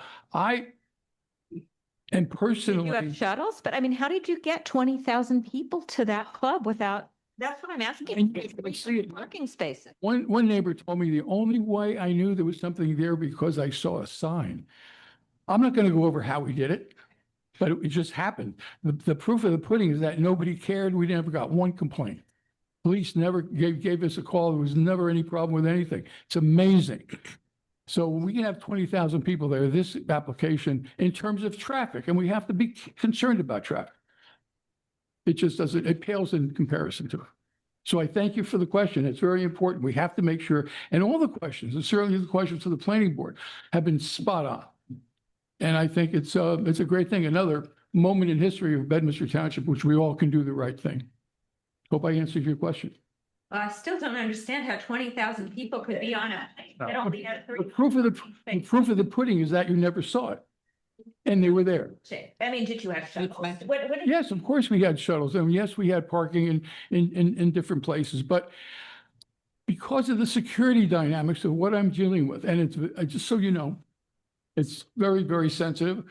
I work for the federal government now. I do have a top secret clearance. How we do that is something that I'm not going to talk about. What specifics? I was asking, so you had shuttles. Yes, we had shuttles. And that's very different from what you're talking about, parking 600 people in individual cars in there. And you were speaking of that. One other thing is you said 3 to 4 people per car, but you're increasing the number of employees. So I still don't feel like the math. Right. So what we have here is. If you just excuse me for 1 second, I just want to weigh in here and say, I want to say something that may be very counterintuitive to people who don't live this every single day. This application is a permitted use in the zone. Under the law in New Jersey, an application can't be denied because of the traffic it generates because it's a permitted use.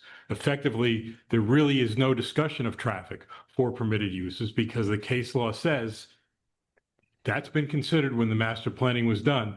So the traffic that gets generated is the traffic that's anticipated. You're right. Effectively, yes.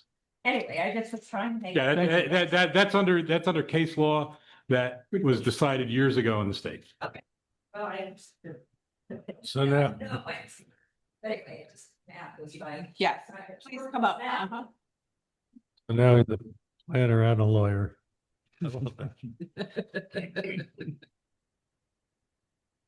You raise your hand, please, name and address. John Colin. John, please, do you swear or affirm to tell the truth, the whole truth, and nothing but the truth, so help you God? I do. And John, please spell your last name and give us an address. Koblan, 7 Berkeley Lane in Bedminster, New Jersey. Thank you. Hope everyone's doing well and in good spirits. Well, the microphone has kind of been a little staticky, so I'm just going to speak up if that's okay with everyone. Well, you should be in the mic so that we get it on the tape. Can you hear me with the microphone? I think so, yes. That's good. Yeah, I'm just worried about the static. Yeah. we're not here static. Go ahead, no static right now. So earlier, it was mentioned that the golf course was the centerpiece of Bedminster. And I have concerns about that because local tax records going back to 2017 show that the golf club is split in two. And in 2020, Trump paid $400,000 in property taxes when the club was valued at about 29 million. So I think it's worth weighing whether or not they're really being good neighbors if they're using goats and tax loopholes and ways to skirt around certain things when that money could be invested in our schools, in the library, and really preserving a better Bedminster. Is that a question, or, I mean, the board can't take into account what the tax benefit is or isn't, as Mr. Banders said earlier. So it really doesn't matter how much we pay or how little we pay in taxes. That's not something we can do. Do you think it's being a good neighbor? It has nothing to do with the application. That's not something the board can even consider. If we pay $1 in taxes, we pay $1 million in taxes. That's not something the board's supposed to consider. But it's a great question. Let me tell you why. This land has been farmland assessed since 1955. We still have farmland assessment there because of the open space and the trees and the haying that we do there and all of that. And the goats were my idea because the goats eat poison ivy and other wetland species that you cannot physically go in there. It's illegal to do that. But these goats, you just come over and watch them. They're the greatest things in the world. And but that doesn't affect our taxes in any way, shape, or form. Why? Because it was always farmland assessment. Matter of fact, we're paying a lot more taxes now than ever.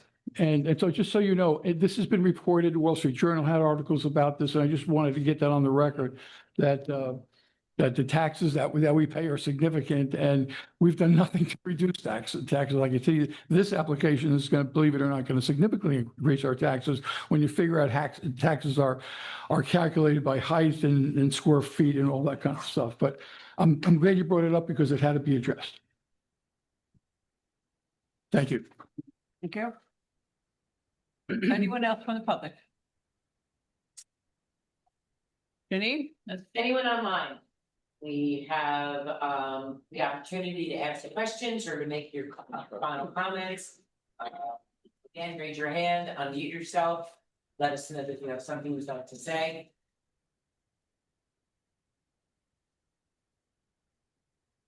Anyone, Janine? No? No one has done any of those things. Okay, then we'll close it to the public. That concludes our presentation. That concludes, if you'd like to have a summary of any?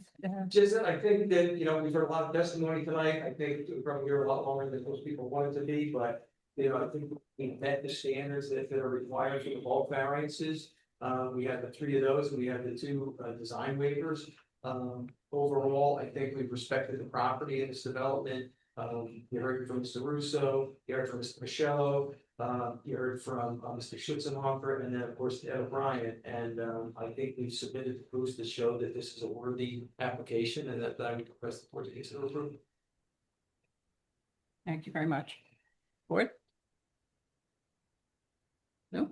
Tom? Madam Chairman, if I Yeah, could, I would go like to ahead. say something. If the board is going to be looking at a resolution, a motion to approve the application, I would strongly suggest that it really be a 2-part resolution. One which recognizes that they can go through resolution compliance for the golf hole modifications portions of it separately, get those plans signed and move forward with that construction separately from the building expansion construction. That's going to lag by many months. Yeah, sure. Absolutely. Agreed. That's a great idea. So if we go through the, Paul, in that vein, let's run through the variances and design waivers as they apply to the golf course versus to the building.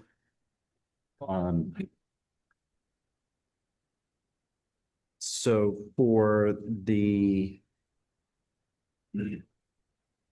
golf course improvements, it's the setbacks. All 3 variances for the building. And it's just waivers or exceptions for the golf cart, the tees, and the setbacks. And it's also just a waiver for the number of seats.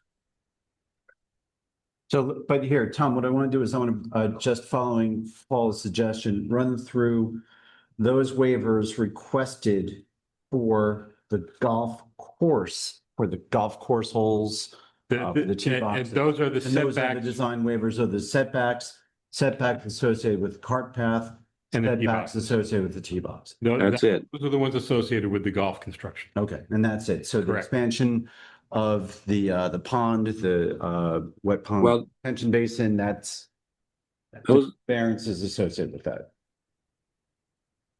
That's Correct. there's no variances for the ponds, but they would be built as part of, I believe, Paul, they would be built as part of this golf course cart path and tee box change. Yes, there are stormwater improvements associated with the golf hole improvements and for that other wet pond over by hole 16 on the new course. That, in my mind, is one construction phase versus the second construction phase, which would be the construction of the building itself. Now, one question that I have for the applicant is, there may be a third element to this. The parking lot expansion that's being proposed. Would that be separate from the building expansion? It's fine with us, all we want to do. I just want to make sure you get what you want to get, because if you need the parking lot for current operations, then you don't want to wait until you have all the approvals for the ballroom to build it. See, it'd be nice, but it's not critical. Okay. Well, Paul, are you thinking that there's going to be a revised set of plans that shows, let's say the parking lot went with the golf course improvements? There'd be a sign-off plan where those are done and. Well, that would require some modifications to the plans that have been submitted, but Mr. Russo says they don't need that. So really, we have the 2 sets of plans that have been submitted to the board. The one for the golf holes and the one for the core improvements. So those would be 2 separate sets of plans that get signed, but all wrapped up into a singular resolution. I think what the mayor was doing was trying to parse out the relief required for the golf holes versus the relief required for the core improvements. And the golf holes are the waivers for the setbacks. Was your recommendation to have 2 separate resolutions? No, one resolution. One resolution Yes. still, okay. Yes. But have resolution compliance be based on those 2 separate parts. Got it. So that a year later, whenever they're done with the other part with the building, they'll get it then. So reso compliance for moving the tee boxes around doesn't require going through the wastewater treatment approval with DEP or the stormwater, well, it would involve the stormwater features. But it would seem like the parking area, I don't know, Dave, is that like a priority item, like do that as soon as you can or not really? Doesn't matter. It would be, I mean, don't want to hurt that for parking, so we could make it. So. Yeah, I mean, it complicates things a little bit, but you know, there's ways to manage it. It would be a two-phase site plan for the core area. Similar to what we have for the two-phase project for the advanced project. Right. Yeah, that can be managed. If But, you- but if your you- but the stormwater management for whether it's the golf course holes improvement, the parking, or the expansion of the ballroom, They have to be done. they have to be done. They have to be done with each section. Right. And they're Within, set up, they with can be each done. section? Yeah. Or would you want to see the stormwater features? You built up? can't really do it. Can? You can't, because if you build the golf holes, you can't build the permeable pavement over the other side for the other stormwater. So the stormwater for each of those three sections is independent and should be able to be approved and constructed. So separately. the improved stormwater management for the parking lot is separate from the stormwater management for the ballroom. Correct. And so you can parse that out. Yes. And that would be something would be subject to your review and subsequent approval without coming back to the board. Correct. Okay. So that, Paul, that'll be in the first phase? Well, I think we're talking about three phases. Phase one is the golf holes. Phase 2A is the parking lot, and phase 2B is the building expansion. Okay.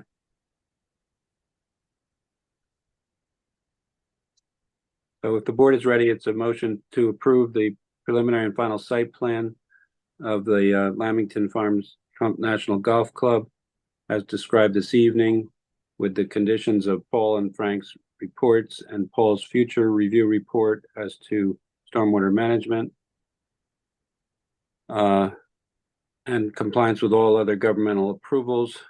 The approval for the golf cart path exceptions and whole golf holes exceptions are to be part of the first phase of compliance, and may proceed effective immediately, provided all other requirements of compliance are met.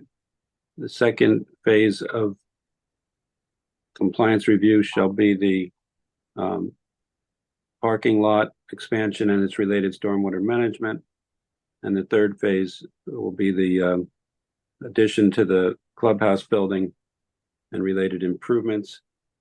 The variances are granted as requested, and the design exceptions are granted as requested. And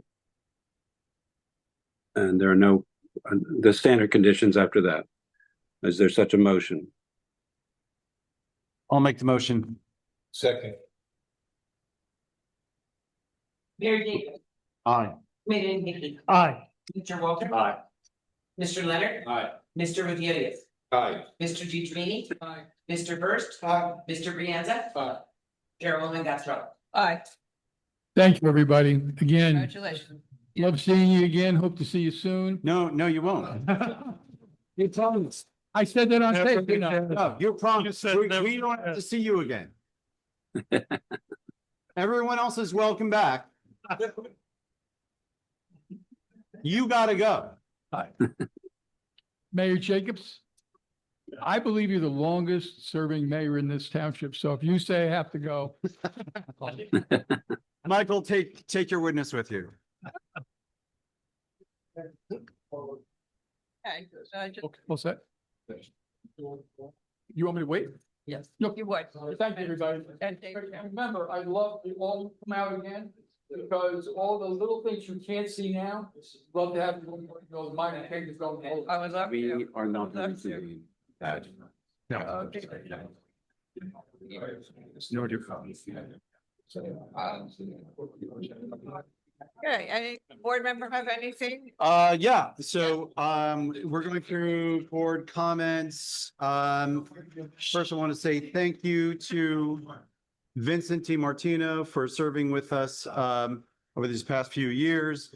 Vincent will still remain on the, Board of Health. And so I want to thank Vincent for his service to Bedminster on the Land Use Board. And I want to give a special thank you and welcome to Carson Brienza. For those who don't know, Carson, he is the most recent fire chief of the Far Hills Bedminster Fire Department, and he is currently serving as the assistant chief for Far Hills Bedminster Fire Department. He is a lifelong Bedminster resident, grew up in the hills, and decided to remain in Bedminster, and now lives off of Lamington. So Carson, thank you for joining us, and you got a interesting application for your first one, huh? Yeah. All right. I also want to mention that I think I mentioned this previously, but I'll go through it again. Colin and I have been working with Paul on taking the signage, the ADU, accessory dwelling units that Frank had put together a couple months back, along with some other adjustments, updating the lighting standards in Bedminster and adjusting the parking associated with restaurant use, but also accounting for bakeries and bagels. And I think the term is what, quick food service or something along those lines. And so if everything lands right, we may be introducing a zoning ordinance on Monday. And then it will be obviously referred back here for consistency review before the public hearing on that zoning ordinance. So what's that? What's the ordinance? What did I just say? Were you not listening? It's going to be on the signage, Signage. and perhaps you were not. Yeah, I thought. It's going to be on all of it. Yes. You did all of it. Yeah, not for you. I mean, signs that they sort of like put up on the street, is that what you're talking about? No, it's going to, well, that's actually not changing. But this is going to be on the sign criteria, the dimensions, the square footage, what they look like, what you do for the businesses, to have a standalone sign, wall-mounted signs, wayfinding signs. I think as we've gone through a number of the sign variances in the past, you may remember, and Lou and Anna were all involved in a sign subcommittee. I know there were others on it. I'm sorry for forgetting who else was on that. But they presented some findings to us in conjunction with comments from HPC, Historical Preservation Commission. And it took a long time, but we're ready to essentially take the recommendations from that subcommittee and consolidate those into a zoning ordinance. So that will be the signage element of it. Paul is updating the lighting. At the same time, we'll also address the accessory dwelling unit in the R10 area that Frank had worked on before. And then also in speaking with a number of the property owners and businesses, especially those looking to bring in bakery or bagel or coffee shop, where the, hey, Jake. Locked out. And you got through there? All right, good for you. That was good. I like it. Yeah, that was great. I did. Little comic. That's pretty good. Yeah. So let's see. Oh, and then the parking standards. So for recognizing that a bakery, a bagel shop, a coffee shop is not necessarily going to have the same parking requirements or max parking that you might associate with restaurant. So Paul made some adjustments and he looked at other parking standards in other municipalities. And so we're doing a little bit of updating on those criteria. So hopefully that gets introduced on Monday and referred back to the planning board for consistency. All right. Sounds good. And let's Thanks. see. Colin and I attended the grand opening this morning of Monkeys, a women's boutique that's located in the Elite Project. And this was actually my first time in the Elite building. I parked in the back, and I got to tell you, the back, that rear parking area, beautiful. That the retaining wall and the vegetation that they put back there,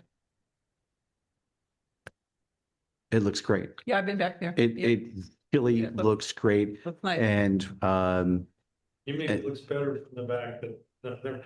no, I'm just saying that retaining wall, which was such, such angst about the retaining wall and the look and from there, from that parking lot, you do not see the residents on Steeplechase.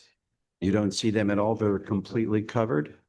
Yeah. Yeah, right. Yeah, Right. you don't see them at all, and it looks natural. I mean, it looks really nicely vegetated and landscaped.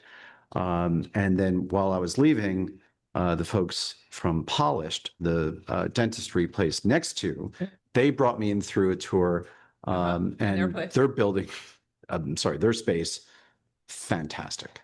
Does that retail all full with those two spaces? Is that all of the? Yeah, they're now full. They're Yeah. full. Okay. Yeah, Colin was actually talking to them about the signage. Yeah. Because there's no signage. There's no wayfinding once you pull into that driveway that the parking for Polished and Monkey's Boutique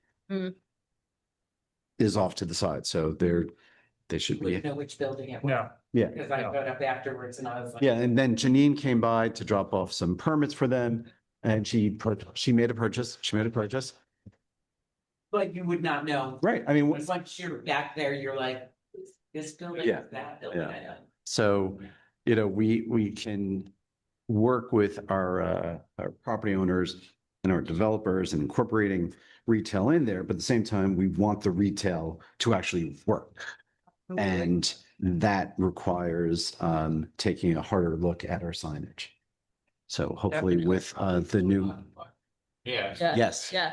Yep. yeah, yep. And that's what we got. Yep. Very good. That's from me. Nice. We'd like the rest of you to have a chance to speak, but the mayor took all your time. Yeah. Okay. He's an annual contract. Yeah. Oh, you have one of those pocket planner licenses, don't you? Oh, no. Yeah. Yeah, thank you. All right. Just we'll bear that in mind next year. Apparently he also has this JD based on what we heard tonight, so. Okay. Do I have a motion to? Well, let's let the new guy get to say something. Yeah. I promised that he'd have the opportunity to go after Ron Kennedy, and Ron never testified. No. So I'm sorry about that, Carson. And you have hand raised. Yeah. I just wanted to discuss, obviously, the upcoming schedule, because I just looked at, and Paul, so if we have the compliance, if it does go to TC on the ordinance, then we'll have to do compliance, so we definitely, because right now we have 3 applications, oh no, it's more than that. Several that are incomplete, And 2 that just came in. 2 that just came in, so I don't think that either of the ones that just came in would be ready for a September meeting. And the other ones are incomplete. So I guess my question to you, roundabout way, is obviously, Mayor, do you want us to meet on the first Thursday in September, which would be the 3rd, which I guess is the Thursday before. Before Labor Day is the 7th. Yeah, or September 10th, but that's also, I believe, Rosh Hashanah. The 3rd. I'm sorry, was the 3rd the first Thursday? The 3rd is the first one, the 10th is the second.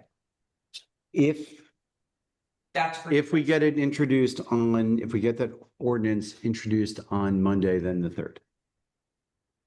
And if the board wants to approve the consistency review that I'm gonna write tonight, Really don't have to meet at all. Just kidding. Okay, so then most likely it looks like we'll be having a September 3rd meeting, but I will keep you all updated if something changes Okay. on that township committee. That's kind of where we stand. We do have applications. There are 1, 2, 3, 4, 5, and I know there's more that are coming in. So what do we got? Well, like I said, we've got 3. We have an interpretation that who knows what. Oh, that, the interpretation that's still, We have a variance that okay. property owner didn't pay taxes. Yes, Another incomplete on a demo of an existing home. right. And then we have 2 more, Seaver. yes, Single family home. single family homes that, you know. I haven't unfolded the plans yet. Yeah. Okay. So we're at the beginning stages of this, so. Okay. Oh, and did everyone see their? Yeah. Yes, we did. Get this signed. Congratulations. Yep. Thank you, Paul. You didn't get the one of him holding his ears as it was about to go off. I only had one hand on one ear. You're all the fuse with My the other. hand was full. Okay. He told me it fired successfully, and I asked him if he was anywhere near it when it happened, and he didn't answer that question. He was pretty close, Frank. I have to Was he? say, yeah. You saw him fire? I backed up when they lit that fuse, man. That's all I can say. Yeah, I think that.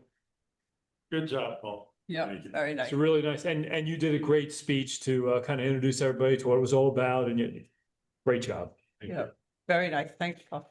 One of the fun things I've been able to do. Yeah. Well, does Carson get his time now? It's usually back to Mr. Branson. You told him that the new guy has to buy drinks if he's. That's. Yeah, everybody. Unfortunately, Delicious Heights stays open until 8:30. Already closed. They were. That's right. Well, thank you all for having me. I'm excited to be a part of it. Thank you. for joining us. Thank you. Yeah. All right. So Maybe you spoke too soon. now, Everyone. motion to adjourn. I said maybe, huh? You making a motion there, Lou? Motion, I'll make a motion. You're adjourned. Second. All in favor? Aye. Okay.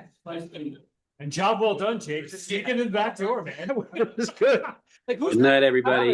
He knows this building well enough. He does. He's in here now. Do you have the code for the back room? Because I